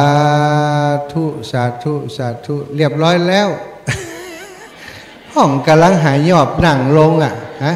นับ1 ถึง 2 3วันนี้นับสกรรมมาอยู่ต่อไปจะได้ถวายอันเก็บได้เลยเดี๋ยวเพื่อนจะถวายมันจะเดินเข้ามาเอาละต่อไปแหมน้อยเดียวใจเย็นๆเก็บได้ก่อนลำดับต่อไปจะได้ถวายพระพุทธถวายสงฆ์พิธีมอบปฏิการะต่ออาจารย์ถวายพระพุทธในนามตังเจ้าภาพขอได้รับเมตตาจากหลวงปู่ที่มีอายุน้อยที่สุด หลวงปู่พระครูปฏิภาณธรรมทินเป็นตัวแทนพระสงฆ์องค์สังฆเจ้าครูบาอาจารย์ประเคนถวายพระพุทธไปดูของพระพุทธกราบนิมนต์ปู่ครับปู่กำลังขายเฮ็ดลมอยู่ตันเอาถุงออกกันจ้ะ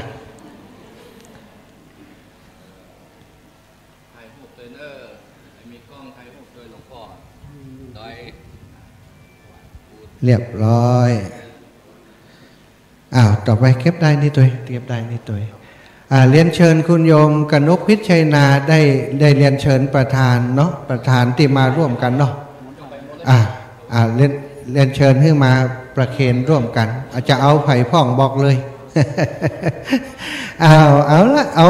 แบบลูกทุ่งเลยเพราะว่าเขาบ่ได้โจทย์จื่อเพราะว่าทุกคนเป็นผู้มีเกียรติหมดได้ถวายที่หลวงพ่อรูปที่หนึ่งรูปที่สอง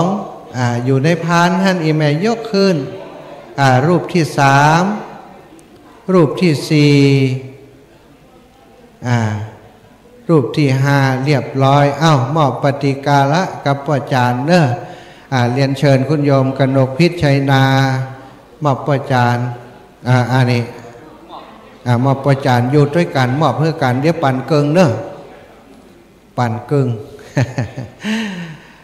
ก่อนที่ครูบาอาจารย์จะได้ฮือศีลฮือปอนวันนี้หลวงพ่อใหญ่ได้เมตตามาเป็นประธานสงฆ์ประธานในพิธีในวันนี้ก็จะได้ขอกราบในเมตตาหลวงพ่อใหญ่ได้กล่าวสัมโมทนียกถาอนุโมทนาในบุญกุศลในวันนี้ศรัทธา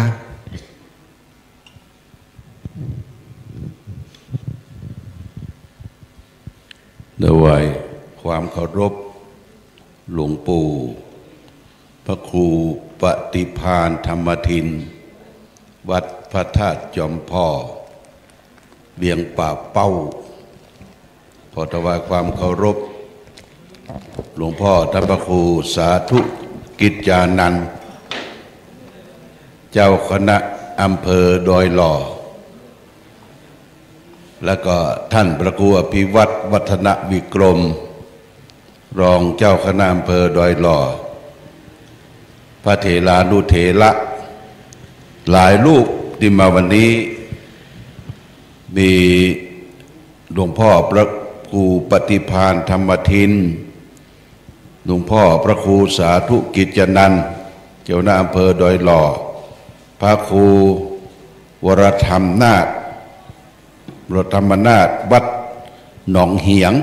ดอยหล่อพระครูปริยัติรัตนโชติอาจารย์เสาแก้ววัดร่องกูเวียงป่าเป้าท่านพระครูอภิวัตรวัฒนวิกรมรองเจ้าหน้าอำเภอดอยหล่อวัดปากตางเจริญท่านพระมหาสมชาติชาตะปัญโยวัดบรรพตสถิตอย่างวัดลำปางท่านอาจารย์จำเริญโชติธรรมโมรักษาการวัดพระธาตุศรีมหาโพธิ์ตโปธารามโป่งน้ำร้อนพระเจ้าใหญ่และก็พร้อมโดยศรัทธาญาติโยมท่านสาธุชนอันมีศิษย์คณะศิษย์ของหลวงปู่ทองสิริมังคโลพระพรหมมงคลคุณแม่จันฟองกิ่งแก้วค คุณเชิดพงษ์กิ่งแก้วและคณะลูกหลานญาติมิตรญาติธรรมทุกท่านวันนี้เราได้มาร่วมบุญร่วมกุศลได้ทำกฐินสามัคคีมาทอดที่ณวัดโสพนารามห้วยงูในโดยการจักนำบุญโดยคุณกนกพิษชัยนาบ้านห้วยงูในพร้อมโดยญาติมิตรได้ชักชำเชิญชวนนิมนต์ครูบาอาจารย์มาร่วมกินร่วมทานกฐินครั้งนี้ยอดปัจจัยที่ได้จากการทำบุญทอดกฐินทูลกนกพิษบอกว่าจะมาปรับภูมิทัศน์เช่นว่าห้องน้ำห้องท่าบริเวณสถานที่ของวัดที่ยังบ่พร้อมมูลเตื้อที่จะได้เตรียมต้อนรับญาติโยมแห่งครั้งหนึ่งในวันที่4 มกราคมวันนั้นจะได้วางศิลาฤกษ์สร้างเจดีย์สร้างพระธาตุของวัดโสพนารามห้วยงูในก็โดยการนำของคุณแม่จันฟองกิ่งแก้วคุณเชิดพงษ์กิ่งแก้วและลูกหลานวันนั้นเราจะได้มาร่วมกินร่วมทานแห่งครั้งหนึ่งในวันที่4 มกราคมปีหน้าเนอะก่อนจะถึงปีหน้านั้นก็แจ้งญาติโยมศรัทธาสาธุชนโดยเฉพาะอย่างยิ่งบ้านห้วยงูในจะต้องไปตอบแทนนำคณะจ้างฟ้อนศรัทธาญาติโยมและก็ไปร่วมทำบุญยกยอดชัดที่วัดดับภัยอำเภอเมืองจังหวัดเชียงใหม่วันที่18 ธันวาคมนะวันที่18 ธันวาคม 2568เวลาเลิกนั้นมันจะได้เวลา3 โมงแต่เราไปก่อนเราก็ยังมีส้มบะเขียวหวานสายน้ำผึ้งตอนนี้กลายเป็นสายน้ำมิ้นเอาไปตัวเนอะวันน่าไปตัวใส่ลังไปเลยใส่ลังไปตัวแล้วก็มีข้าวซอยนะข้าวซอยล้ำๆจากห้วยงูในเนี่ยไปตั้งเป็นโรงทานคือคนพี่น้องศรัทธาในเวียงได้จิ้มว่าเมืองฝางก็มีของดีมีส้มมีไอ้โรงทานแล้วก็มีของหลายๆอย่างเชิญชวนกันไปเนอะเฮาไปหาเปิ้ลก็มาหาเฮาถ้าเฮาบอกไปหาเปิ้ลบ่มาหาเฮาคุณกนกพิษชัยนาเป็นอุบาสิกาที่มีความสัมพันธ์และสำคัญเป็นอุบาสิกาที่เปิ้งได้ใจถึงเป็นพลดูแลวัดวาอารามไปกินไปทานที่ไหนก็ไปได้ยินเสียงได้ทราบเปิ้นจวนมาบอกว่าตังเวียงป่าเป้าดอยหล่อลำปางที่ไหนก็ไปหมดก็เป็นที่หูจักมักคุ้นแก่ศรัทธาญาติโยมอันนี้เป็นการทำบุญเชื่อมกันคนเฮามีความเชื่อมกันนี่ก็โดยอาศัยเสียงรูปและสิ่งต่างๆโดยเฉพาะอย่างยิ่งคลื่นสีขาววิทยุของเฮาเนี่ยนะองค์สำคัญที่เปิดวิทยุคลื่นสีขาวเนี่ยมาหลายปีก็คือท่านพระครูอภิวัตรวัฒนวิกรมท่านอาจารย์บรรยงวัดปุณะดอยหล่อคลื่นสีขาวของเฮานี่มีตั้งแต่นมนานแล้วก็หลังจากนั้นมาเปิ้นก็ยุคือเปิดที่เมืองฝางหลวงพ่อก็มีสถานีวิทยุเปิดเองใจสตางค์เองเปิด100.25แต่วิทยุประเดี๋ยวนี้มันไปง่ายมันเกาะข่ายขึ้นไปในที่ต่างๆแม้แต่ว่าเขาจะอยู่ที่ไหนมีโทรศัพท์มีอินเทอร์เน็ตเปิดฟังได้เมืองนอกเมืองนาอยู่เยอรมันก็ฟังได้นะหลวงพ่อก็ฟังได้เพราะนั้นก็ดีแล้วว่าธรรมะ พระพุทธเจ้าเนี่ยเป็นตัวเชื่อมสำคัญพี่น้องที่บ่เคยฮู้จักมักคุ้นกันมาปะมาปอบอู้สนทนาพาทีบางทีก็เป็นญาติกันแต่เป็นญาติกันเพราะว่าพี่น้องตังสันปะตองดอยหล่อตังปุ้นจอมตองปื้อปืนกันมาอยู่เมืองฝางละปูนี่ก็มานักเนอะ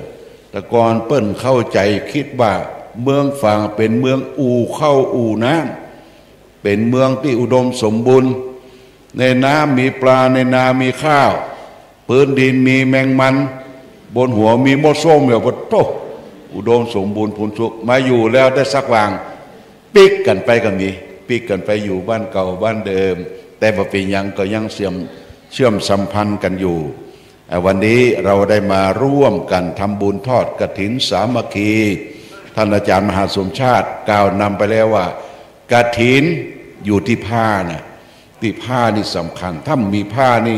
ห้องกฐินบ่ได้เบิ่งว่าร่วมทำบุญทอดผ้ากฐินสามัคคีกฐินนี่มีหลายแบบกฐินต้นกฐินหลวงของพระบาทสมเด็จพระเจ้าอยู่หัวกฐินหลวงนี่พระบาทสมเด็จพระเจ้าอยู่หัวนี่จะทอดวัดหลวงพระอารามหลวงจะมอบหมายให้หน่วยงานต่างๆเป็นตัวแทนไปทอดถ้ากฐินราษฎรเนี่ยเขาก็จองกันไว้ว่าปีไหนวัดไหนจะทอดกฐินเขาก็เกาะกลุ่มรุมรากันทอดกฐินเสร็จเขาก็มักจะถามกันเรื่องยอดปุ่นเรื่องยอดอันผ้าบ่ถามละท่านได้ผ้าดีก็เป็นจะได้นี่แต่ก่อนนี่เพิ่นอู้เรื่องผ้าประเดี๋ยวอู้เรื่องสตางค์เนอะอู้เรื่องสตางค์ได้เท่าใดสัตว์ยอดมันน่ะเลขตั้งปลาย3 ตัวมันเป็นจะได้เบิดลองฟังข่าวเพิ่นจะออกทางวิทยุอันนี้คือการทำบุญเนี่ยญาติโยมนะบุญนี่ถ้ามันเกิดขึ้นมันมีกับเฮาเนี่ยมันจะมีโชคมีใจทะทางหลังไหลกันมาอันนี้เป็นสิ่งที่ขออนุโมทนากับทุกท่านจะได้ตานักตาน้อยแต่อย่างมันเป็นการเชื่อมสัมพันธ์น้ำจิตน้ำใจซึ่งกันและกันนะอันนี้เราบ่ได้เอาปัจจัยเงินทองเป็นเครื่องกำหนดเอาเครื่องสัมพันธ์พี่น้องอยู่ที่ใกล้ที่ไกลมาเจอมาปะกันวันนี้เราโชคดีหลวงพ่อครูบาพระครูธรรมทินปฏิภาณธรรมทินเดี๋ยวจะท่านได้อู้แล้วก็คาถาจำไม่เด้อคาถานี่เปิ้นเก่งเรื่องคาถาปี2510หลวงพ่อลูกจากเชียงใหม่นะคนเชียงใหม่นะเนี่ยนะไปอยู่ที่วัดพระธาตุจอมพอว่าไผอยู่บ่ได้ที่หั่นน่ะหลวงพ่ออู้ว่าปีไก่คนไก่นี่เปียงนักแข่งวะเปียงนักแข่งเปิ้นไปไหว้ผีนะผีดุที่หั่นวัดพระธาตุจอมพอทั้งปืนมีถ้ำคราวนี้โมนหลวงพ่อไปหลวงพ่อก็ไปนั่งจำศีลภาวนาผีก็มาเนี่ยมาหลอกซุบสับหลวงพ่อเหลียวโมกตาใส่ล้นมดผีกลัวหลวงพ่อเดี๋ยวหลวงพ่อจะฝากคาถาตัวแล้วก็อู้จ่าให้ญาติโยมสาธุชนตัวระหลวงพ่อเป็นหัวโปเมืองฝางวันนั้นตุเจ้าวัดนั่นโอ้หลวงโปมาแล้วหลวงโปหัวโปอ่ะมันเอาก็กล้าได้ยินหัวโปนี่เนาะหัวโปดีก็มีนะหัวโตให้ก็มีนะหัวโปเนี่ยนะเป็นประธานสงฆ์อำเภอฝางและงานต่อไปได้นิมนต์ไปแล้วคือวันที่5 ธันวาเนี่ยคณะสงฆ์อำเภอฝางเปิ้นจะทำบุญธรรมเทศสัญจรครั้งสุดท้ายรวมกันณที่บริเวณลานอนุสาวรีย์พระเจ้าฝางพระนางสามผิวนะวันนั้นก็ได้นิมนต์ท่านพระครูอภิวัตวัฒนวิกรมท่านอาจารย์เสาแก้วพระครูปริยัตินะพระครูปริยัติรัตนโชติเทศ2 องค์นี้เทศ2 ธรรมาสสิงห์เหนือเสือใต้อาจารย์พระครูอภิวัตอยู่ตั้งใต้สิงห์ใต้พระครูปริยัติอาจารย์เสาแก้วอยู่สิงห์เหนือจะมาเทศธรรมะเทศ2 ธรรมาสเกียมตัวไว้เนอวันนั้นนุ่งชุดขาวห่มขาวเป็นวันป้อแห่งชาติวันที่5 ธันวานะและวันนั้นตั้งอำเภอฝางก็จะเอาส้มมาให้จิมคนแก่นแล้วก็เราจะได้ไปร่วมทำบุญด้วยกันและก็จะมีจับเบอร์ตัว จับเบอร์จับฉลากโดยเฉพาะอย่างยิ่งก็จะได้เอาวิทยุอย่างน้อยบัตรร้อยนะวันนั้นนะจะขอไปตั้งปุ้นพระครูพิวัตรพ่องหลวงปู่พ่องเอาคนละ10 เครื่อง2 เครื่องเอามาแจกวิทยุนี่ดีมากวิทยุ FM นี่นะดีมากเพราะว่าเอาหิ้วไปที่ไหนก็ได้ฟังธรรมะธรรมโมตลอดวันตลอดคืนวันนี้โฆษกดอยหล่อประมาณเนาะท่านพระครูอย่าครูยองตุลุงยองติดงานอันนี้ตื่นตั้งแต่เจ้าเป็นกู้ศรัทธาอู้ภาษาท้องถิ่นภาษายองคือเขาทั้งหลายได้รับทราบรับฟังโอกาสนี้ก็ขออนุโมทนากับครูบาอาจารย์ที่ได้เสียสละเบียกสละการสละงานที่วัดที่จองพร้อมด้วยศรัทธาญาติโยมได้มาร่วมบุญร่วมกุศลได้ให้ได้หอมได้ร่วมบริจาคเป็นปัจจัยบริวารกฐินได้ตานผ้าจีวรกฐินทั้งองค์กฐินทั้งหางกฐินทั้งผ้าไตรขอทุกท่านทุกคนจงดีอกดีใจภูมิใจว่าปีหนึ่งครั้งหนึ่งและวันพรุ่งนี้ก็จะเป็นวันสุดท้ายของกฐินเดือนยี่เป่งเราก็ได้ทำบุญทำทานการทำบุญทำทานก็เรียกว่าได้บุญมันนักนะบุญมันนักมันอยู่ในใจเนี่ยมันนักมันอิ่มเบิกบานแจ่มใสบ่โกรธบ่เกลียดบ่มีโมโหโทโสแต่ประการใดบุญทั้งหลายทั้งปวงขอเป็นผลสะท้อนย้อนให้ทุกท่านได้มีความสุขตั้งกายตั้งใจขออ้างเอาคุณพระศรีรัตนตรัยมีคุณพระพุทธคุณพระธรรมคุณของพระสงฆ์บุญบารมีของครูบาอาจารย์อดีตท่านเจ้าวาดวัดโสพณารามตลอดถึงบุญบารมีของท่านเจ้าครูบาศรีวิจัยนักบุญแห่งร้านนาไทยจงได้ปกปักรักษาครูบาอาจารย์ตลอดถึงญาติโยมท่านสาธุชนทั้งหลายเพื่อได้มีความสุขความเจริญความรุ่งเรืองความวัฒนาถาวรสมดังปอน4 ประการคือมีอายุมั่นขวัญยืน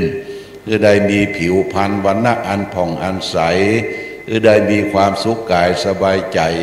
คือมีพลานามัยสมบูรณ์นั้นเหมือนกันทุกรูปทุกท่านทุกคนโดยเถิดสาธุต่อไปฟังเสียงหลวงปู่และหลวงปู่เปิ้นจะเกณฑ์ล่ะเกณฑ์นี้ก่อนเกณฑ์คุณโยมกนกเพชรก็ถวายจตุปัจจัยเนี่ยมาหลายคนเดี๋ยวจะให้หลวงปู่ได้จะทักษาภาษายกนี้ก่อนเข้ามานี่กันยกถึงขันนะยกถึงขันยกขึ้นแคมหลายวางลงตั้งนี้ตั้งหลังเนอะตั้งหลังนี่แหมพอใจมาตั้งหลังนี่พระครูพิวัตรมาตั้งหลังพี่พ่ออันนี้ก็ได้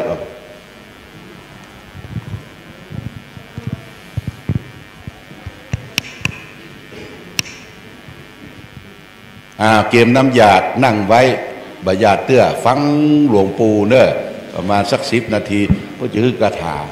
ถานี่สุดยอดนิมนต์ครับบุครับ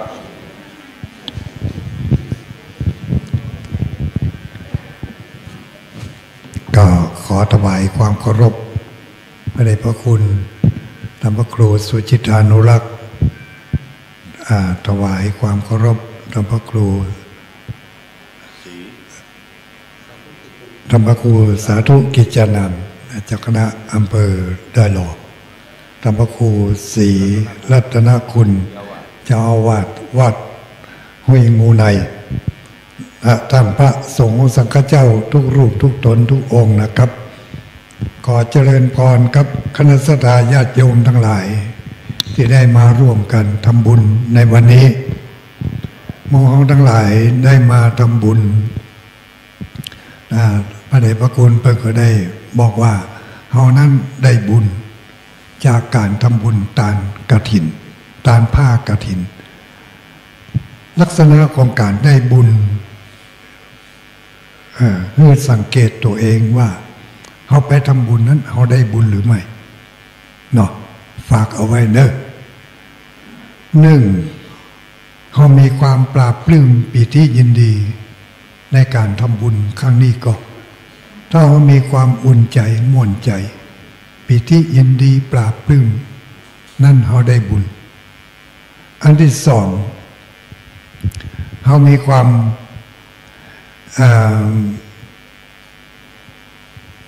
มีเพื่อนฝูงมีพรรคพวกได้มาทักทายปลาใสยิ้มแย้มแจ่มใส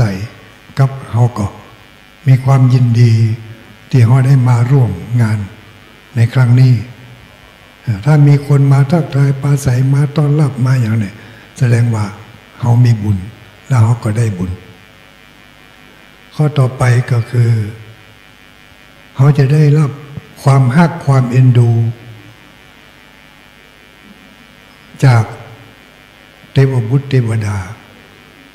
อำนวยความสะดวกเพื่อเขาได้มาในที่นี้ด้วยความโล่งโปร่งสบายบ่มีมารมาคัดขวางในลักษณะของการที่เขาได้บุญมีชื่อเสียงกระจรกระจายไปทั่วสารทิศแล้วก็มีคนถามหาลักษณะของการที่เขาได้บุญดังนั้นการที่เขามาทำบุญในทำบุญทานผ้ากฐินในวันนี้ชื่อว่าเขาได้บุญมีความเอิบอิ่มม่วนอกม่วนใจก็ขออนุโมทนาบุญกับทุกคนทุกท่านเมื่อเรามีบุญแล้วเป็นที่ฮักที่พอใจของเทวบุตรเทวดาของมนุษย์และสัตว์ทั้งหลายรวมไปจนถึงพูดผีปีศาจเจ้ากรรมนายเวรที่เคยมีเวรมีกรรมต่อกันได้มาหู้มาหันหู้ข่าวว่าเราได้มาทำบุญก็จะได้อนุโมทนาบุญกับเราแล้วก็จะได้ละลดปลดเวรกรรมต่างๆที่ได้ทำมาซึ่งกันและกันเรียกว่าเวรกรรมก็จะได้ระงับกับหายไปโดยพลังแห่งบุญของเราพระเดชพระคุณท่านพระครูท่านหลวงพ่อใหญ่เจ้าคณะอำเภอฝางว่าทุลุงได้ไปอยู่ที่วัดพระธาตุม่อนจอมพอที่หั่นแต่ก่อนนั่นผีมันดุก็ดุแต่ทุลุงมีคาถาเนอะมีคาถาบทหนึ่งคาถาหัวใจผีอดทองหัวใจผีหัวใจเพศท่องเอาไว้เนอะตุสะนะโสหัวใจผีเพศถ้าได้แล้วเอาไปท่องแล้วก็ไปที่ไหนก็เป็นที่ฮักที่พอใจของพูดผีปีศาจตุสะนะโสนะโมพุทธายะเนี่ยว่าเลยตุสะนะโสนะโมพุทธายะตุสะนะโสนะโมพุทธายะตุสะนะโสนะโมพุทธายะดูแล้วว่าพอแล้ว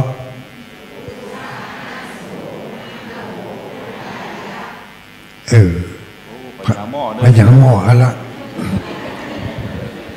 เชื่อแน่บางคนป้นประตูวิหารลืมไปฮะว่าบางคนอ่ะพอป้นประตูวิหารไปก็ลืมแล้วไปลืมเลยท่องไปตลอดเลยท่องไปตลอดลูกเจ้ามาก็ท่องเลยจะเข้านอนก็ท่องด้วยนะหัวใจผีเพศตั้งใจว่าผีเพศจะมาอยู่ด้วยนะหัวใจผีเพศก็ขออนุโมทนาแล้วก็เดี๋ยวนี้เวลามันยังเหลืออยู่ก็ขอถวายเวลาที่เหลือนี้รับฟังความคิดเห็นและรับฟังบุญกุศลจากพระเดชพระคุณท่านพระครูสาธุกิจจนันท์เจ้าคณะอำเภอได้หรอบุญหลวงพ่ออำเภอขอถวายความเคารพหลวงพ่อท่านพระครูสุจิตานุรักษ์เจ้าคณะอำเภอฝางหลวงพ่อครูบาวัดพระธาตุจอมพอเจ จังหวัดเชียงรายท่านเจ้าอาวาส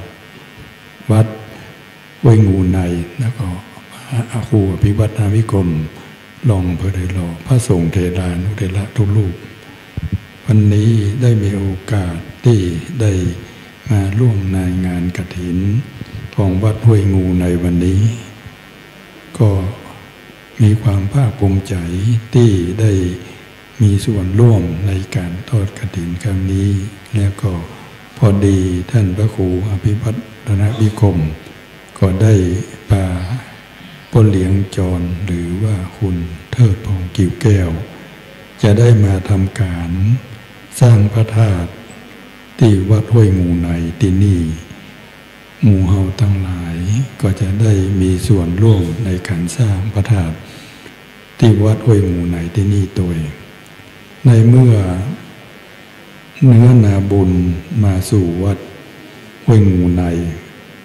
ศรัทธาญาติโยมทั้งหลายเอาได้สร้างพระธาตุบรรจุพระบรมสารีริกธาตุเป็นที่กราบไหว้บูชาของคนและเทพบุตรเทวดาทั้งหลายก็จะได้เป็นบุญภูมิคุ้มรักษาพี่น้องอำเภอฝางเป็นสถานที่กราบไหว้บูชาเพราะว่าพระธาตุองค์เก่าก็สำรุดทรุดโทรมไปพระธาตุองค์ใหม่ก็จะเป็นที่สง่างามรู้สึกว่าจะเป็นพระธาตุองค์ใหญ่กว่าเดิมก็เห็นศาลาเพิ่นมาวัดไว้แล้วก็คงจะใช้ความกว้างนักกว่าเก่าเห็นประมาณสักเป็น20 เมตรสถานญาติโยมทั้งหลายพอจะอ่านความสูงกว่าขึ้นไปเพิ่นก็เอาทรงของวัดเกตกะลามจังหวัดเชียงใหม่เอามาไว้ที่นี่ก็ขอศรัทธาหมู่เฮาทั้งหลายช่วยกันเกิดการสร้างกำจูบบอนพุทธศาสนาสืบต่อไปสำหรับวันนี้ก็ใกล้เวลา11 โมงเกินแล้วถ้าอู้ยาวก็จะการเข้าตอนกันเป็นหมู่ขอบุญกุศลอันเกิดจากคือทานของคณะศรัทธาญาติโยมทั้งหลาย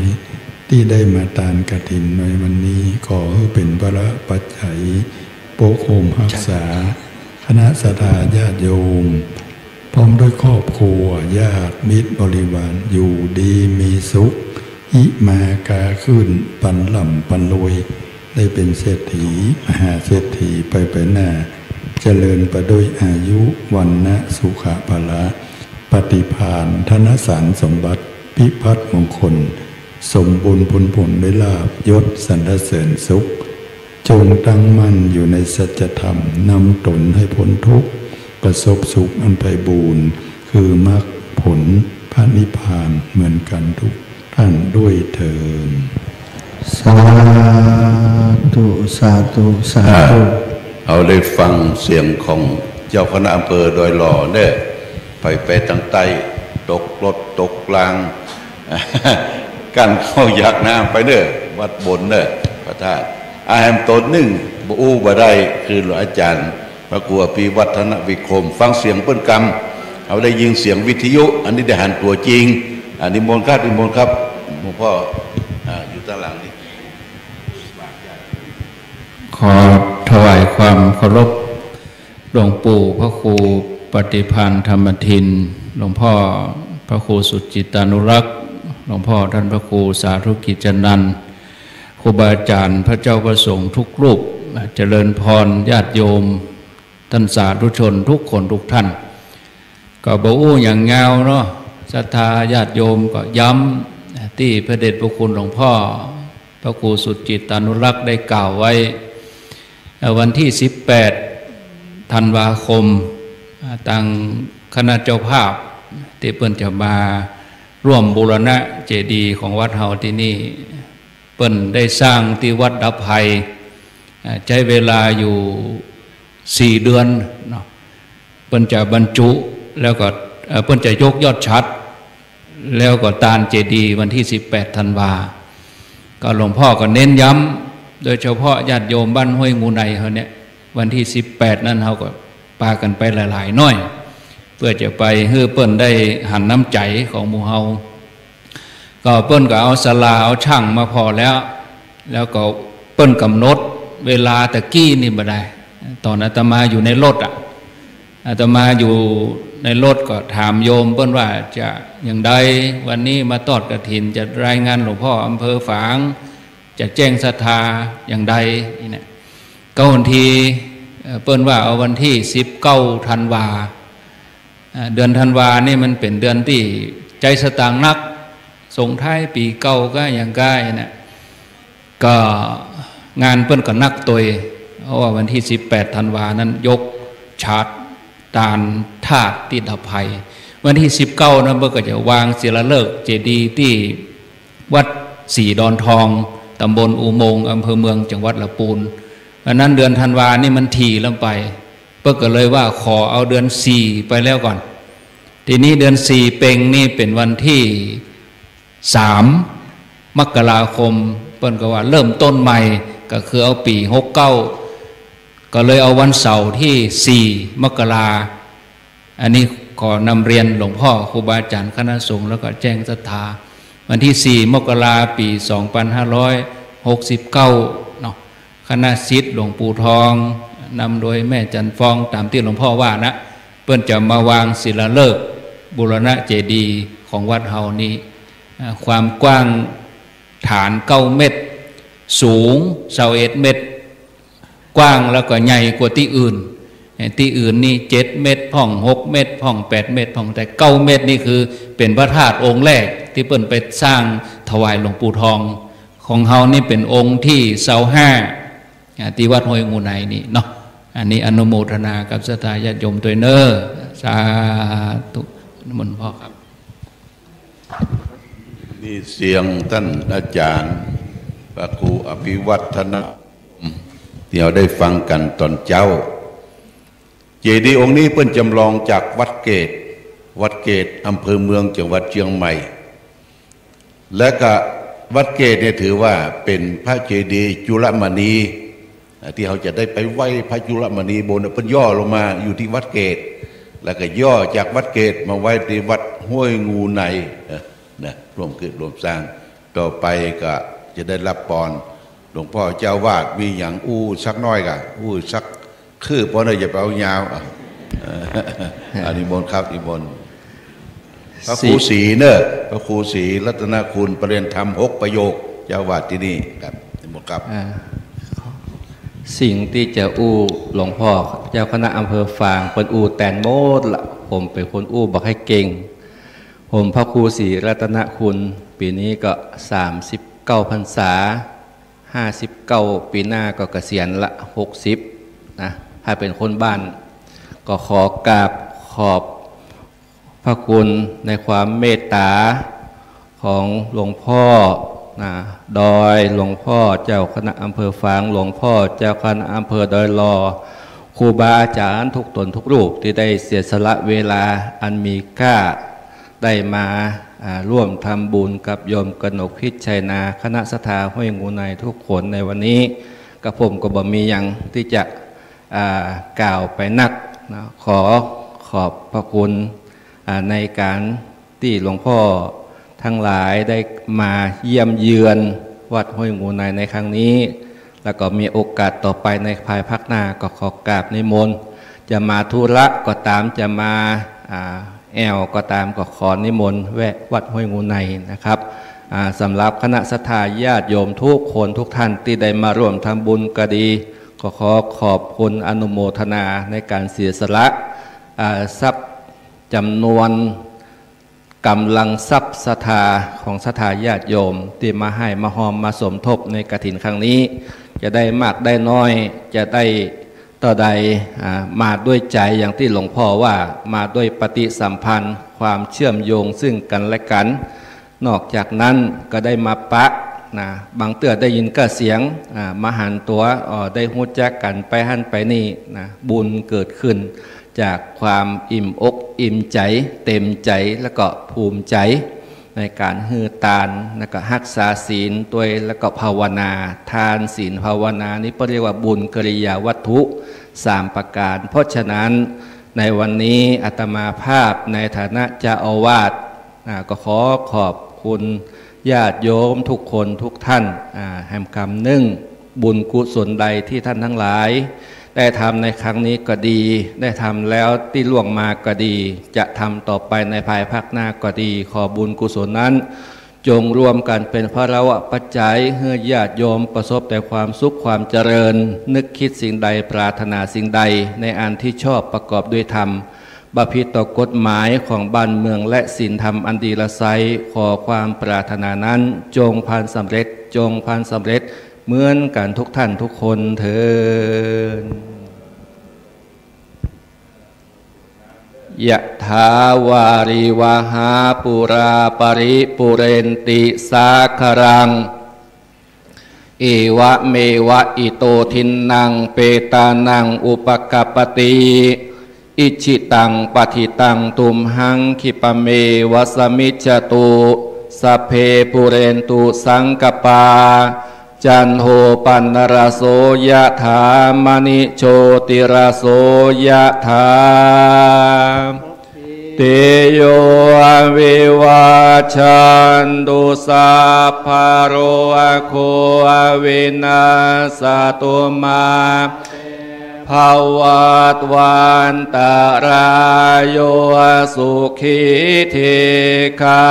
ยุโกภวะอภิวาทนาสิริสานิจังบุธาปจายโนตารโรธรรมาวาทานติอายุวันโนสุขังภาลังอายุวัฏโกธนาวัฏโกสิริวัฏโกยสวัฏโกภาลวัฏโกนาวัตโกสุขวัตโกโหตุสัพพทาทุกขโรคพยาเวราโสกาสตุจุปัฏฐวาอเนอันตรายาเปเวนัสันตุจเตชะสาชยสิทธิธานังลาภังโสเทียภคยังสุขังภาลังสิริอายุจวันโนขังวัวเทียจยสวาสตวาสาจะอายุจะเชียวสิทเทียภวันตุเตภวตุสัพพมังคารังรักตุสัพพเทวตาสัพพพุทธานุภาเวนัสธาโสเทภวันตุเตภวตุสัพพมังคารังขันตุสัพพเทวตาสัพพธรรมานุภาเวนัสธาโสเทภวันตุเตภวตุสัพพมังขันตุสัพพเทวตาสัพพสังฆานุภาเวนัสธาโสทิภาวันตุเตสาธุอิตังปานาคัมมังนิปานาปัญจโยตุโนนิจังอิตังศีลคัมมังปานาปัญจโยตุโนนิจังอิตังภาวนานิบานาปัญจโยตุโนนิจังนิจังวัฏานิปานังสุขังวัฏานิปานังสาลังวัฏานิปานังนิปานังปัสมังสุขังวันดามิพันเตสะพังอาปาลตังกัมมาดาเมพันเต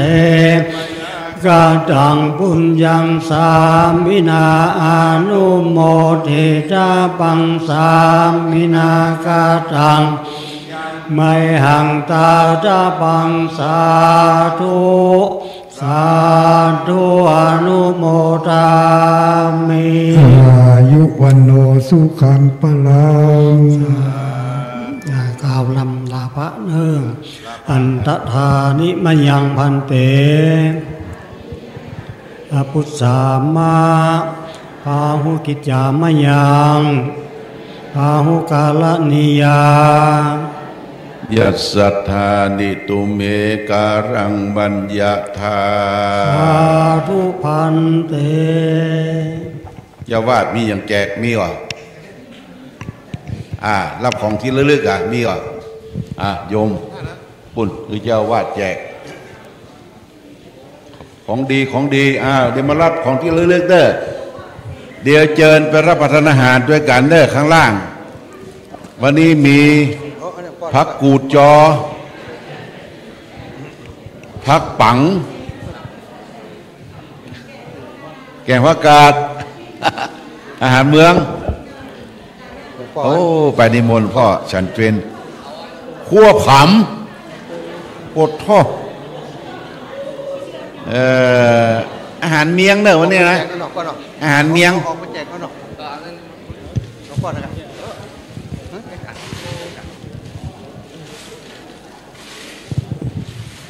มาอาจารย์นะศรัทธาถ้าจะให้เข้าไปทางในมันยากเนาะอาตมาขออนุญาตเนอะแจกแทนหลวงพ่อเกษมเข็มมะโกเอามานึกว่าประมาณนักเอามาสาวป่ายถึงไหนถึงหั่นเนอะไผ่มันได้ห้ามดานะ อาจารย์พระมหานพดลสุวรรณเวทีเจ้าคณะอำเภอวังเหนือโอ้วันเกิดเห็นว่าเนาะอยู่ตรงไหนมาศรัทธาเนอะจากเจ้าคณะอำเภอวังเหนือเมตตาฝากตีคุณโยมมาคุณโยมเอาไปอันสำหรับคนอื่นตีอันเปิ่นประมาใช่กว่าจ้ะเอาได้องค์เดียวเนอะ2 องค์ได้องค์เดียวองค์ละองค์ฮะให้อีแม่ยีลึกหรออีแม่ลึกนะคนละองค์เนอะสถานเนอะบัดต้องฟังบัดต้องเดินเข้ามาอาจารย์จะไปขอกราบนิมนต์หลวงพ่อครูบาอาจารย์ทุกตนทุกรูปฉันเพลในอีแม่นั่งอยู่กติศาลาการประเรียนเนอะครับเนอะอีแม่นั่งอยู่กติมันจะได้บ่วุ่นวายสาธุท่านกราบนิมนต์ครับฉันเพลในศาลาครับเอาละเนอะสาธุเนอะเอาป่ะนั่นแหละอยู่ประจำตีท่านบัดต้องลุกเอาปุ่นคนเด้อไปให้อีปอปุ่นตัวฮะเอาคือปอปุ่นอันนึงนั่นก็2 อันท่านได้3เอาสาธุเอา2เนอะใน3เอามาได้มาเดี๋ยวได้อันนี้3แหมคนหนึ่งตั้งเพศนับแถว3อีแม่เหรอยื้ออย่างตั้งพูดฮะของอยู่ตั้งเพศนะได้แล้วล่ะสาธุอีปอ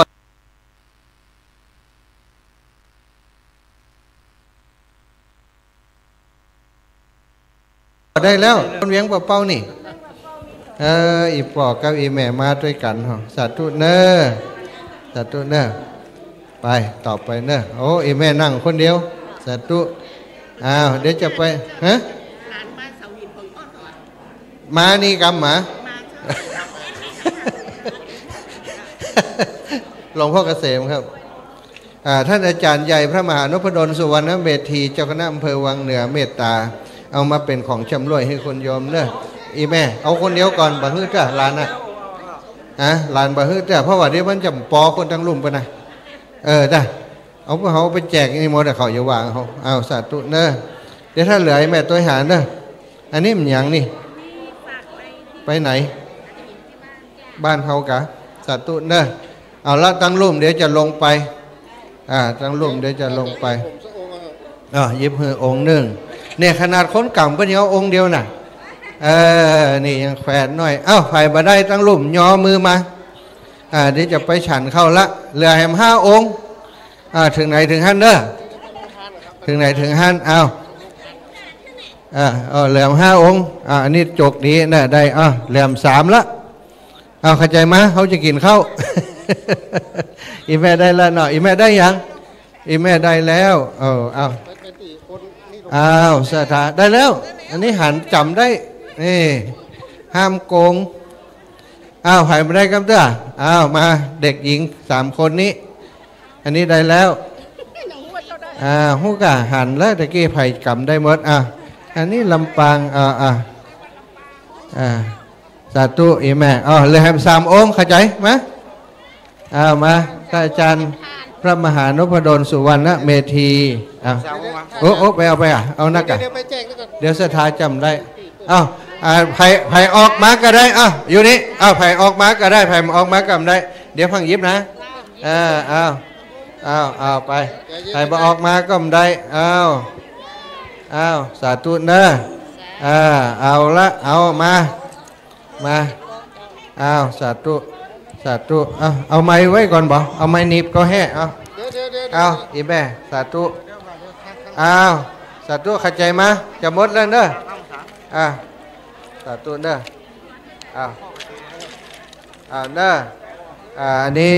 เมตตาธรรมจากหลวงพ่อท่านอาจารย์พระมหานพดลสุวรรณเมธียังเดี๋ยวจะลารายการละตอนนี้ศรัทธาญาติโยมอีแม่ได้เท่าไหร่สาธุเด้อสาธุก็แบ่งกันกันเอาไปฮื้อ2นี่มันกำคนเดียว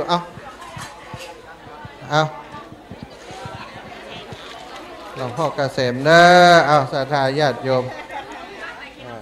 เอาละนะสาธุเนอะบุญฮักษาครบแล้วเนอะอันนี้สยามกลับบ้านเข้าใจเร็วๆเข้าใจมาเร็วเนอะได้แล้วยังอันนั้นเต็มคอบ่ฮื้อละนักละเดี๋ยวเอามา ถ้าร่วมทำบุญฮื้ออยู่สาธุเนอะบุญฮักษาบุญฮักษาจ้าบุญฮักษาอันนั้นเป็นเรียบร้อยแล้วมาเพลงนะละอ่อนที่ฟ้อนมาเลยลูกฟ้อนเลยให้ละอ่อนฟ้อนก่อนเดี๋ยวให้ลูกหลานที่ฟ้อนก่อนเดี๋ยวแป๊บหนึ่งละเดี๋ยวขอให้ลูกหลานที่ฟ้อนกันละอ่อนข่มได้ยังเดี๋ยวไปละอ่อนที่ฟ้อนไปได้ยังเดี๋ยวละอ่อนฟ้อนหรือเปล่าเอาพอเราได้เด็กๆมาลูกเดี๋ยวเด็กๆได้ของครับจ้ะเอาลูกรับของชำร่วยก่อนมิติไซก่อนมิมฮือบอกไหนคุณครูอยู่ไหนคุณครูอยู่ไหนเอามาเอาฮือเด็กกี่คนคุณครูกี่คนเด็กกี่คน9ฮือครบเลย1 2 3 4 5 6 7 8 9 10คุณครูตัวเอ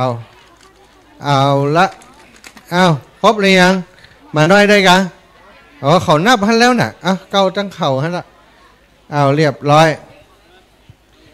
เอาละเก็บไว้ให้เจ้าภาพเดี๋ยวเพื่อเป็นตกค้างสำหรับเจ้าภาพเนอะเอาละศรัทธาสำหรับตอนนี้นะก็สำหรับการถ่ายทอดเสียงไปยังสถานีวิทยุต้นทางวัดฝ่ายหิน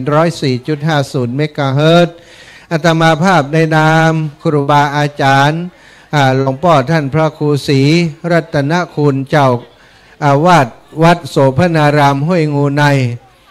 และก็ครูบาอาจารย์คลื่นสีขาวทุกรูปทุกองค์ขออำนวยพรศรัทธาญาติโยมที่ฟังอยู่ต่างบ้านต่างจองทุกคนทุกท่านอยู่ดีมีสุขอายุมันขวัญยืนจากฮีก่อปันมาจากหาก่อปันใดแม้นจากเดินทางขึ้นเหนือล่องใต้ให้ได้ปลอดภัยในทุกเส้นทางสำหรับการออกอากาศถ่ายทอดสดในวันนี้ที่การทอดกฐินที่วัดห้วยงูในก็ขอจบลงเพียงเท่านี้จัตตารโอธรรมาวทันติอายุวันโนสุขังพระลังลูกหลานฟ้อน